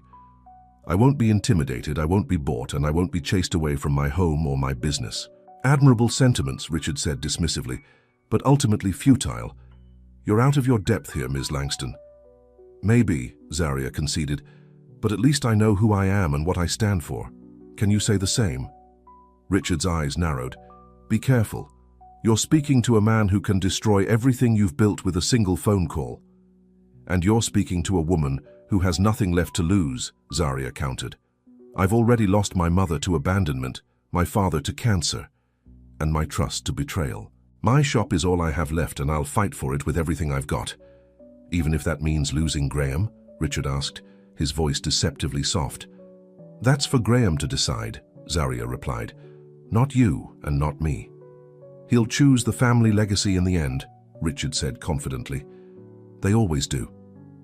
"If he does, it will be his choice," Zaria repeated, "but I won't make it for him by running away." She turned to leave, then paused and looked back at Richard. "For what it's worth, you've raised an exceptional son. He has your determination but his mother's heart. That combination might just save this town and your company if you'd stop fighting him long enough to see it." Richard didn't respond, but something flickered in his eyes. Surprise, perhaps, or a grudging respect.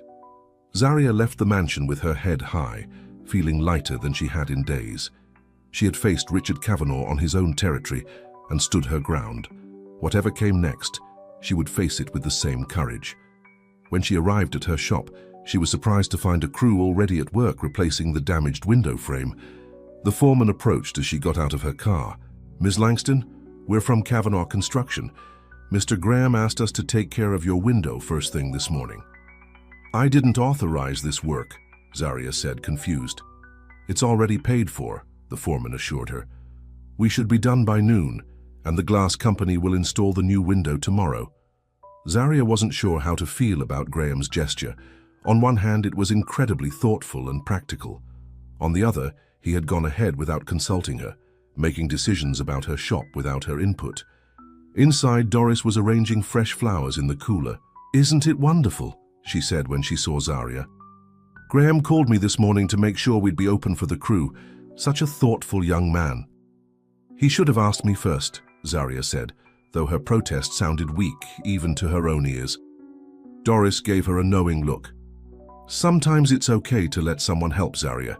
It doesn't make you any less independent." Before Zaria could respond, her phone rang. It was Graham. "Good morning," he said when she answered. "I hope you don't mind about the window. I wanted to surprise you."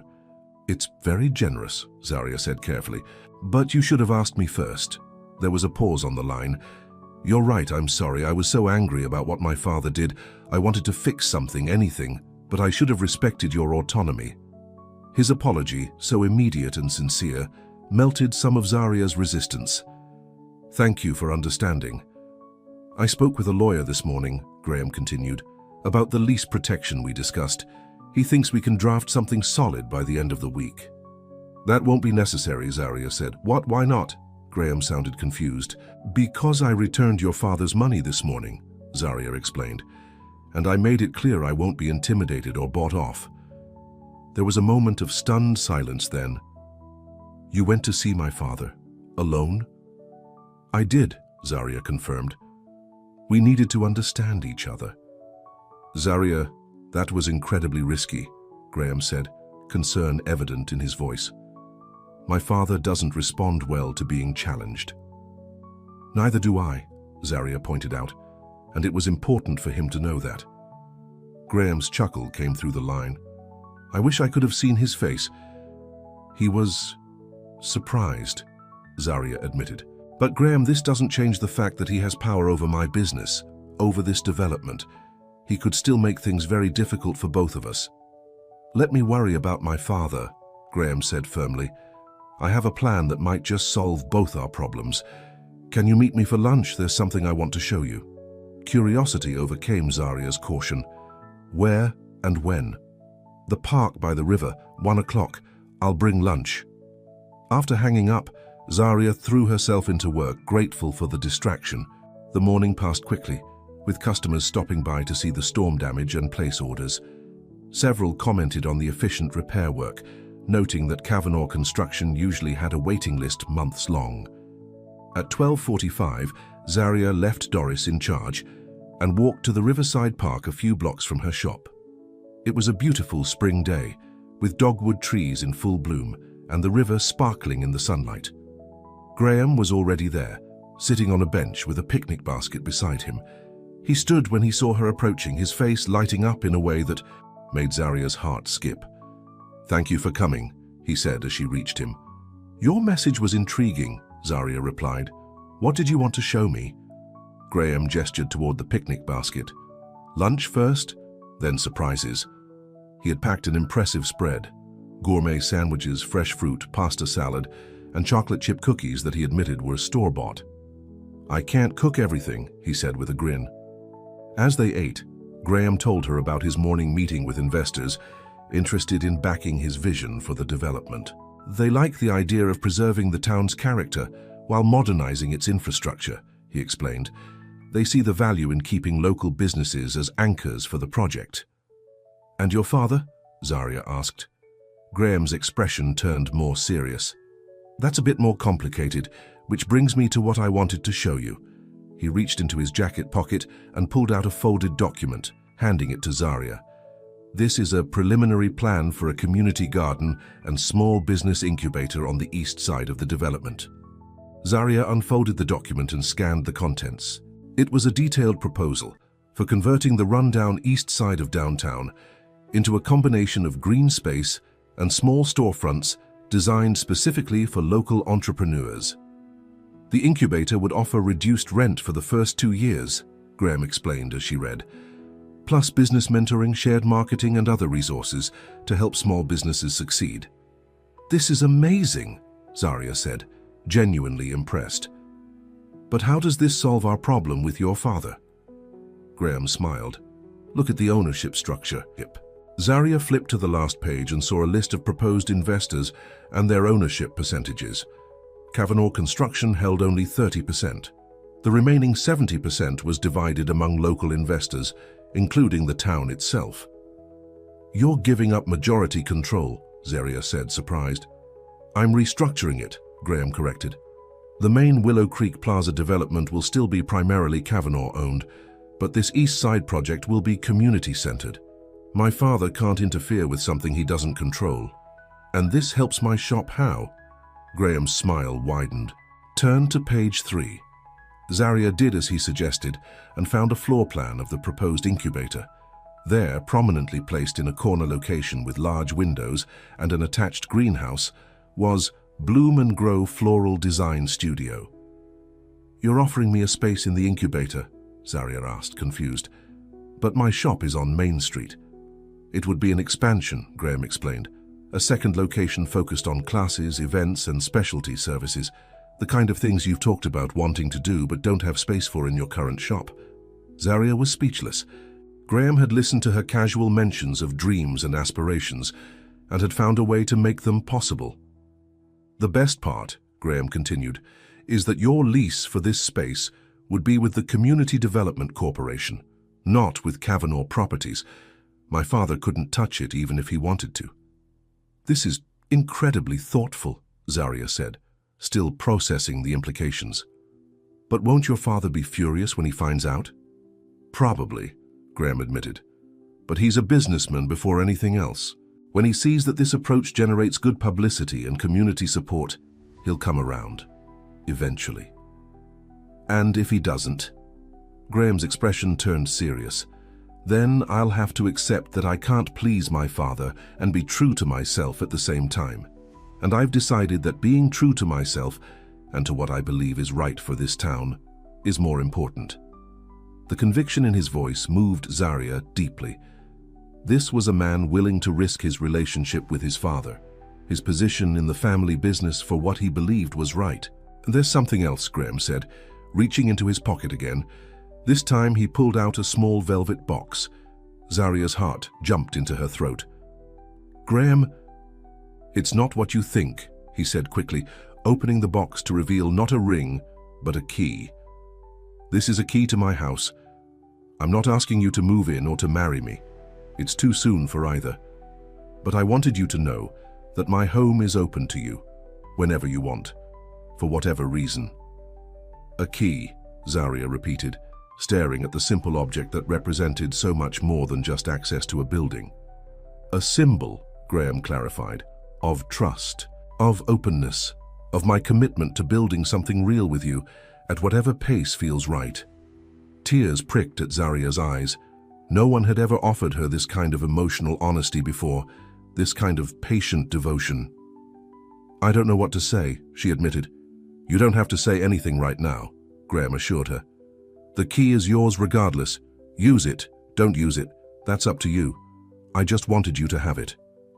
Zarya reached out and took the key, its weight solid and reassuring in her palm. "Thank you." They finished their lunch talking about lighter topics: the upcoming spring festival, a book Graham was reading, Doris's not-so-subtle matchmaking efforts. It felt normal, comfortable, as if they'd been doing this for years instead of days. When it was time to return to work, Graham walked Zarya back to her shop. The construction crew had finished the window frame, and a temporary sheet of plexiglass had been installed until the custom glass could be delivered. "It looks good," Zarya said, admiring their work. "It'll look even better tomorrow when the real window is in," Graham replied. "I made sure they're using the same historical glass pattern as before." Zarya turned to face him, struck again by his thoughtfulness. "You notice details that most people wouldn't even think about." "I notice everything about things that matter to me," Graham said softly, his eyes fixed on hers. "And you matter, Zarya. More than I expected, more than I can explain." The simple honesty of his words touched something deep inside her, a place that had been walled off for so long she'd almost forgotten it existed. "You matter to me too," she admitted, the words feeling both terrifying and liberating. "And that scares me more than your father ever could." Graham's smile was gentle. "Fear is natural when something matters. The question is whether what you might gain is worth what you risk losing. Before Zaria could respond, a familiar black Bentley pulled up in front of the shop. Richard Cavanaugh got out, his expression unreadable as he approached them. "Dad," Graham said, his posture instantly tensing. "What are you doing here?" "I came to see the repairs," Richard replied smoothly, "and to have a word with Ms. Langston if she's willing." Zaria exchanged a glance with Graham, then nodded. "I'm listening." Richard looked around at the busy sidewalk. "Perhaps somewhere more private." "Anything you have to say to Zaria, you can say in front of me," Graham said firmly. "Actually," Richard countered, "this is between Ms. Langston and myself." Zaria placed a hand on Graham's arm. "It's okay, we can talk in my shop." Graham looked unhappy, but didn't argue. "I'll be right out here if you need me."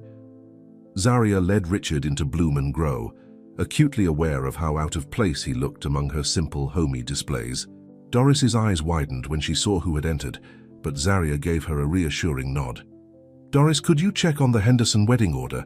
I think we need to confirm the delivery time." Doris took the hint and disappeared into the back room, leaving Zaria alone with Richard. "You have a charming shop," Richard said, sounding surprisingly sincere as he looked around. "I can see why it means so much to you." "Thank you," Zaria replied cautiously, "but I doubt you came here to admire my flower arrangements." Richard smiled slightly. Direct, as always, very well. He turned to face her fully. "You impressed me this morning, Ms. Langston. Not many people have the courage to stand up to me in my own home." "I didn't do it to impress you," Zaria said. "I did it because it was necessary." "Nevertheless," Richard continued, "it showed character. And character is something I value even when it's inconvenient for me." Zaria waited, unsure where this conversation was heading. "My son cares deeply for you," Richard said after a moment. "More deeply than I've seen him care for anyone in a very long time." "I care for him too," Zaria replied simply. Richard nodded as if she had confirmed something he already knew. "Graham is headstrong, idealistic, determined to do things his own way. Traits he inherited from me, though he'd hate to admit it. He wants to honor your legacy while building his own," Zaria said. "Is that so wrong?" "No," Richard admitted. "It's admirable. But it's also complicated when your name is Cavanaugh and you carry the weight of generations on your shoulders." "Maybe that weight shouldn't fall entirely on Graham," Zaria suggested. "Maybe he needs the freedom to find his own path." Richard studied her with those steel-grey eyes so like his son's. "You understand him better than I expected." "Because I listened to him," Zaria said pointedly. "Do you?" The bluntness of her question might have angered another man, but Richard merely raised an eyebrow. "Not as well as I should, perhaps." He walked to the window, looking out at Graham, who was pacing on the sidewalk, phone to his ear. "My son showed me his plans for the East Side project this morning. The community garden, the business incubator." "What did you think?" Zaria asked, genuinely curious. "Initially, I thought it was foolishness," Richard admitted. "Giving up control, prioritizing community benefit over maximum profit." He turned back to face her.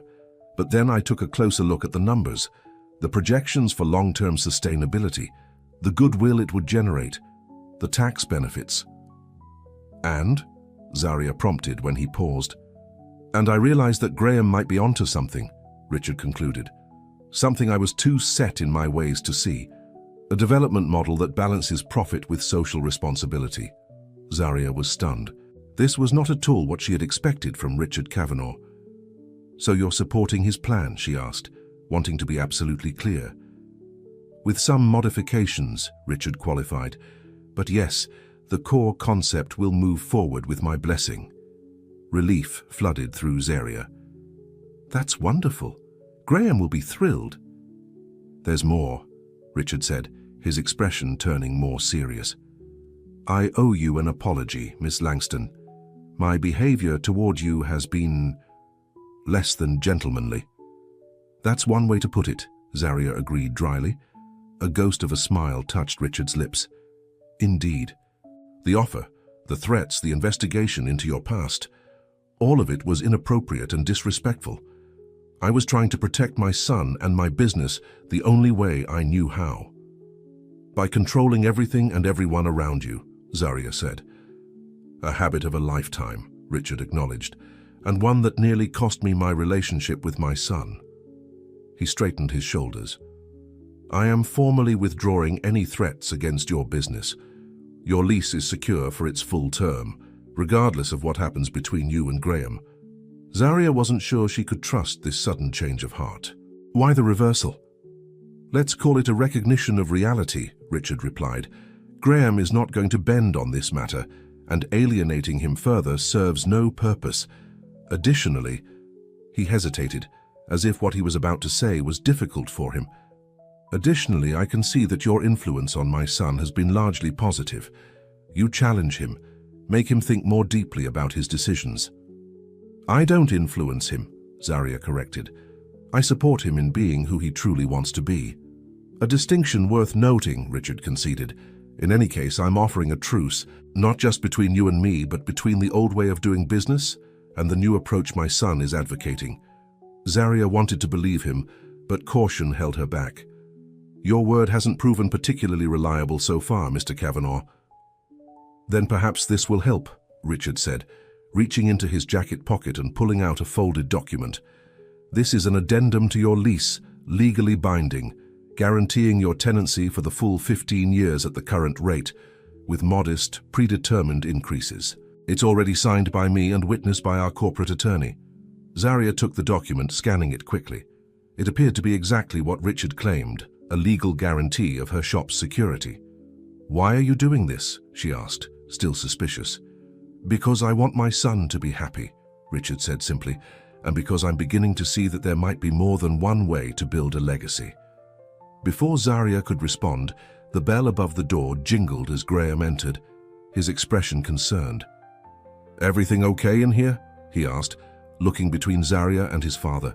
Your father was just explaining his change of heart regarding your East Side project, Zarya said, watching Graham's reaction carefully. Surprise and suspicion flashed across Graham's face. Is that so? Richard turned to his son. We have details to work out, but yes, I'm prepared to support the core concept. The community focus is innovative. It could set a new standard for responsible development. Graham's eyes narrowed. What changed your mind? A stubborn young woman who refused to be intimidated, Richard replied with a glance at Zarya, and a son who's proven more determined and more insightful than I gave him credit for. Graham looked skeptical but hopeful. And Zarya's shop? The lease threats? Withdrawn, Richard said firmly. In fact, I've just given Ms. Langston a legally binding guarantee of her lease terms. Graham looked at Zarya for confirmation, and she nodded, holding up the document. It looks legitimate. The tension in Graham's shoulders eased slightly, but wariness remained in his eyes. This is unexpected. Change often is, Richard said. I'm not promising to be a different man overnight, Graham, but I am willing to listen more and dictate less. He glanced at his watch. Now, I have a board meeting to prepare for. We'll discuss the details of the East Side project tomorrow. With a nod to Zarya and a brief clasp of Graham's shoulder, Richard left the shop, the bell jingling behind him. In the silence that followed, Graham turned to Zarya. What just happened? I think, Zarya said slowly, your father just offered us both an olive branch. My father doesn't do olive branches, Graham replied skeptically. He does strategic retreats and tactical maneuvers. Maybe, Zarya conceded, but he seemed sincere, and the lease guarantee is real. Graham ran a hand through his hair, a gesture Zarya had come to recognize as a sign of confusion or frustration. I don't trust this sudden change of heart. Neither do I completely, Zarya admitted, but it's a start, and it means we don't have to fight him, at least not right now. Graham's expression softened as he looked at her. We. You said we. Zarya hadn't even noticed, but he was right. Somewhere in the midst of all this drama, she'd begun thinking of herself and Graham as a unit, facing challenges together. I guess I did, she said with a small smile. Graham moved closer, taking her hands in his. Does that mean you're willing to give us a real chance? Despite all the complications? Despite my father, despite your fears. Zaria thought about the key in her pocket, about the plans for the floral design studio, about the way Graham had consistently put her needs and concerns first. She thought about the walls she had built around her heart after Mark's betrayal, and how Graham had somehow found a way through them. "I'm still scared," she admitted, "but yes, I want to try. With you." The joy that spread across Graham's face was like sunshine breaking through clouds. He pulled her into his arms, lifting her slightly off her feet as he hugged her. "You won't regret it," he promised, setting her down gently. "We'll take it one day at a time, at whatever pace feels right to you." Zaria nodded, feeling both terrified and exhilarated by the step she was taking. "One day at a time. Starting with dinner tonight," Graham suggested. "My place again? I promise not to let any storms interrupt us this time." Zaria laughed. "Dinner sounds perfect."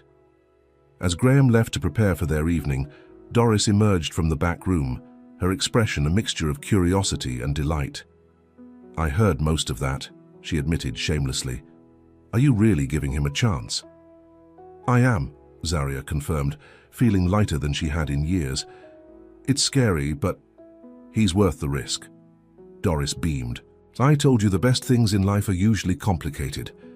The rest of the day passed in a blur of customers, flower arrangements, and preparations for the weekend wedding. When closing time came, Zaria hurried upstairs to shower and change for dinner, choosing a soft pink dress that made her feel both feminine and strong. As she was putting the finishing touches on her makeup, her phone rang. It was Tessa from the bookstore. "Have you seen the news?" Tessa asked excitedly. "The Kavanaghs just issued a press release about the Willow Creek Plaza development. They're completely redesigning the east side portion as a community-centered project with green space and small business support." "I heard something about that," Zaria said, smiling at her friend's enthusiasm. "And get this, you're mentioned by name. It says local business owner Zaria Langston will be partnering with Kavanagh Construction to create a floral design studio and teaching space as part of the new small business incubator." Zaria nearly dropped the phone. "What? I never agreed to be a partner." "Well, partner or not, you're officially part of the biggest development project this town has seen. In decades," Tessa said. "How did this happen?"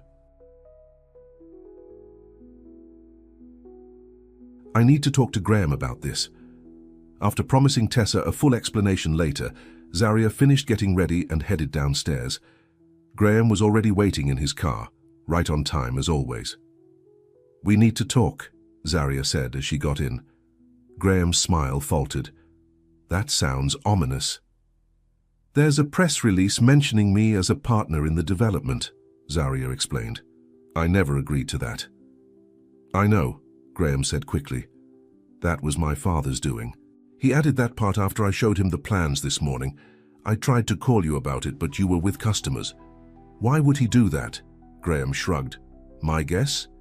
He's trying to demonstrate his support for the project, and for us, in a very public way, making it harder for him to back out later. Or he's trying to manipulate the situation," Zaria suggested, "forcing my hand by announcing my involvement before I've agreed to anything." "That's also possible," Graham admitted. "My father rarely does anything for just one reason." Zaria sighed. "This is exactly the kind of thing I'm afraid of. Being pulled into your family's way of operating, where decisions are made and announced without consultation." Graham reached over and took her hand. "You're right, and I'm sorry. I should have insisted on talking to you before any announcements were made. If you want, we can issue a correction tomorrow." His immediate understanding and willingness to fix the situation eased Zaria's concern. "Let me think about it. The design studio is a wonderful idea, and I probably would have agreed to it anyway. I just don't like being maneuvered." "Completely understandable," Graham agreed. "No more surprises or public announcements without your explicit approval, I promise." As they drove to Graham's house, Zaria found herself marveling at how different he was from his father, how willing to listen, to adapt, to respect her autonomy, even while trying to build a future with her. At the house, Graham had prepared a simple but elegant dinner: grilled salmon, roasted vegetables, and a bottle of white wine. They ate on the patio, watching the sunset paint the sky in shades of pink and gold. "I keep waiting for the other shoe to drop," Zarya admitted as they finished dinner, "for your father to reveal that this was all some elaborate strategy to get what he wanted." "It probably was, in some ways," Graham said honestly, "but that doesn't mean it can't also be a genuine step forward. My father is many things, but he's not stupid. He knows when it's time to change tactics." "And you trust this change of heart?" Graham considered the question carefully. "I trust that he sees the value in what we're trying to build, and I trust that he loves me, in his own complicated way. Whether that translates to permanent change, only time will tell." After dinner, they moved to the living room, where a fire crackled in the hearth, despite the mild spring evening. Graham poured them each a glass of brandy and joined Zarya on the couch. "I have something for you," he said, reaching into his pocket and pulling out a small box. Zarya's heart skipped a beat. "Graham?"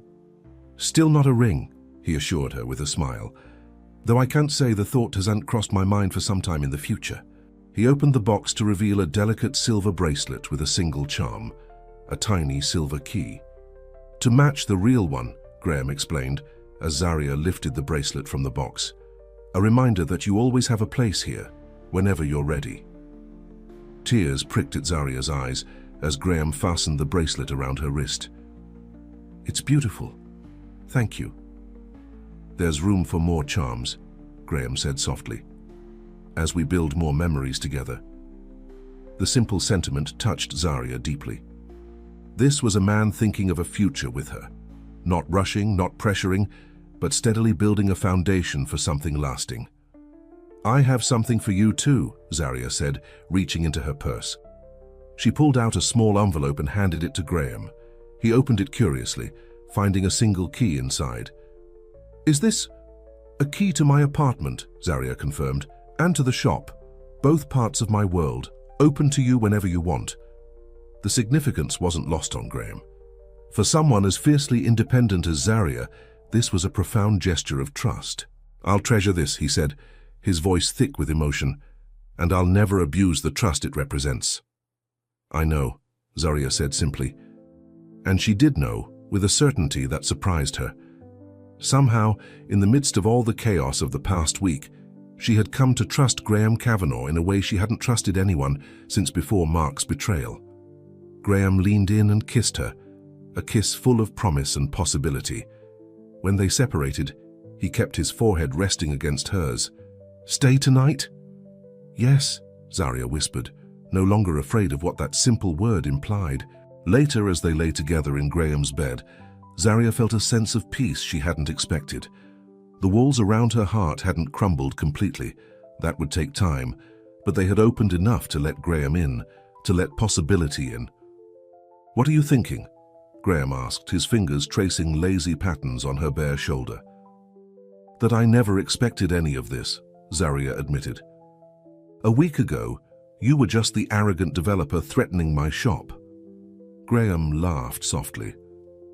"And you were the stubborn florist standing in the way of my plans." "And now? Now you're the woman I'm falling in love with," Graham said simply. "The woman who makes me want to be better, do better." "Love," Zarya repeated, testing the word that had been hovering unspoken between them. "Too soon?" Graham asked, watching her carefully. Zarya thought about all they had faced in just a week, his father's opposition, her own fears, the complications of business and family and past wounds. Through it all, Graham had been steady, honest, respectful of her independence even while seeking connection. Not too soon, she decided. Just unexpected. "The best things often are," Graham said, echoing Doris's words from earlier. Zarya smiled, realizing the truth in that simple statement. "I think I'm falling in love with you too," she admitted softly, "and it terrifies me." "Being terrified is okay," Graham assured her, "as long as you don't let the fear stop you from moving forward." "One day at a time," Zarya suggested. "One day at a time," Graham agreed, pulling her closer. The grand opening of the Willow Creek Plaza was a town-wide celebration 2 years later. The main development had transformed downtown while preserving its historic character, just as Graham had envisioned. The East Side project, now called the Willow Creek Community Gardens and Market, had become a showcase for sustainable, community-centered development. Zaria stood in the center of her new floral design studio, surrounded by natural light from the wall of windows overlooking the gardens. The space was everything she had dreamed of, room for classes, events, and creative projects beyond simple flower arrangements. Her original shop on Main Street was still thriving, now managed by Doris's niece, while Zaria split her time between both locations. Business had never been better, and the teaching workshops she had started were booked months in advance. "Everything ready for the ribbon cutting?" Graham asked, appearing in the doorway of the studio. As the lead developer of the project, he would be front and center at the opening ceremony. "Almost," Zaria replied, adjusting a spectacular arrangement of locally grown flowers that would stand beside the podium during the speeches. Graham crossed to her side, wrapping an arm around her waist. "Nervous?" "A little," Zaria admitted. "I'm not used to being in the spotlight." "You'll be amazing," Graham assured her, "just like you are at everything else." The past 2 years had been a journey neither of them had expected. Richard Kavanaugh had remained true to his word, supporting the development while gradually giving Graham more control over the company. Their relationship wasn't perfect, but it had evolved into something based on mutual respect rather than control and rebellion. Richard had even made peace with Zaria, in his own way. He would never be warm or demonstrative, but he had come to appreciate her business acumen and unwavering support of Graham. "Have you decided what you're going to say?" Graham asked, referring to Zaria's short speech at the ceremony. "I thought I'd keep it simple," Zaria replied. "Thank the community for their support. Talk about the importance of preserving what makes Willow Creek special while embracing positive change." "Sounds perfect," Graham said. "Just like you." Zaria smiled at the compliment. Graham had never stopped making her feel special, even as their relationship had deepened and matured over the past 2 years. "I have something for you," Graham said suddenly. "A opening day gift." He pulled a small box from his pocket, similar to the one that had contained the key bracelet 2 years ago, but slightly larger. Zaria's heart quickened. "Graham, open it," he urged gently. Inside was not the ring she had half expected, but a new charm for her bracelet, a tiny silver flower in full bloom. "To commemorate the studio opening," Graham explained as he attached it to her bracelet beside several other charms he had given her over the past 2 years. A heart, a star, a tiny house. "It's beautiful," Zaria said, admiring how it caught the light. "Thank you." "There's something else," Graham said, his voice turning more serious. "Look underneath the padding." Zaria lifted the velvet padding in the box and found a folded piece of paper. Opening it, she saw it was a building permit for a community garden expansion, with her name listed as co-owner alongside Graham's. "What is this?" she asked, confused. "The next phase," Graham explained. "An educational garden where kids from the local schools can learn about plants, the environment, sustainable growing practices. Something I know you've been passionate about." Zaria was touched by his thoughtfulness, by how well he knew her dreams and ambitions. "This is wonderful, Graham, but why list me as co-owner? The garden was always part of the plan." "Because I want to build it together," Graham said simply. "As partners in every sense of the word." He reached into his other pocket and pulled out another, smaller box. This time, when he opened it, a diamond ring sparkled inside. "Zaria Langston," Graham said, his voice steady despite the emotion in his eyes. "You walked into my life and changed everything. You challenged me, inspired me, made me a better man and a better builder. Will you continue that journey as my wife?" Tears filled Zaria's eyes as she looked at the man before her, so different from the arrogant developer who had walked into her shop 2 years ago, yet still the same in all the ways that mattered. His determination, his vision, his capacity for growth and change. "Yes," she said simply. "Yes, I will." Graham slipped the ring onto her finger, then pulled her into a kiss that held all the promise of their future together. Outside, they could hear the crowd gathering for the opening ceremony, Soon they would need to join them, to celebrate the completion of a project that had transformed not just the town, but their lives. "Ready?" Graham asked as they broke apart. Zaria looked at the ring on her finger, at the studio around them, at the man who had proven that independence and love could coexist beautifully. "Ready," she confirmed. Hand in hand, they walked out to face their future together, a future built on trust, respect, and the courage to open their hearts despite the risk. As they reached the podium, Zaria's phone rang. She glanced at it quickly before silencing it. It was Graham. Confused, she looked at the man beside her, who smiled mysteriously. "Check your messages before we start," he whispered. Zaria opened the message to find a text that made her heart swell. "You don't owe me anything. But if there's still a chance, I'm begging for it now." She looked at Graham questioningly. "The first words I wanted to say to you this morning," he explained softly, "to remind us both where we started and how far we've come." Zaria squeezed his hand, too moved for words. As Mayor Thompson introduced them to the waiting crowd, she knew with absolute certainty that the walls she had built around her heart had served their purpose, not to keep love out forever, but to ensure that when love finally entered, it would be worthy of the precious space it occupied. Graham Kavanagh had proven worthy. And in opening her heart to him, Zaria had found not the dependence she had feared, but a partnership stronger than anything she could have built alone.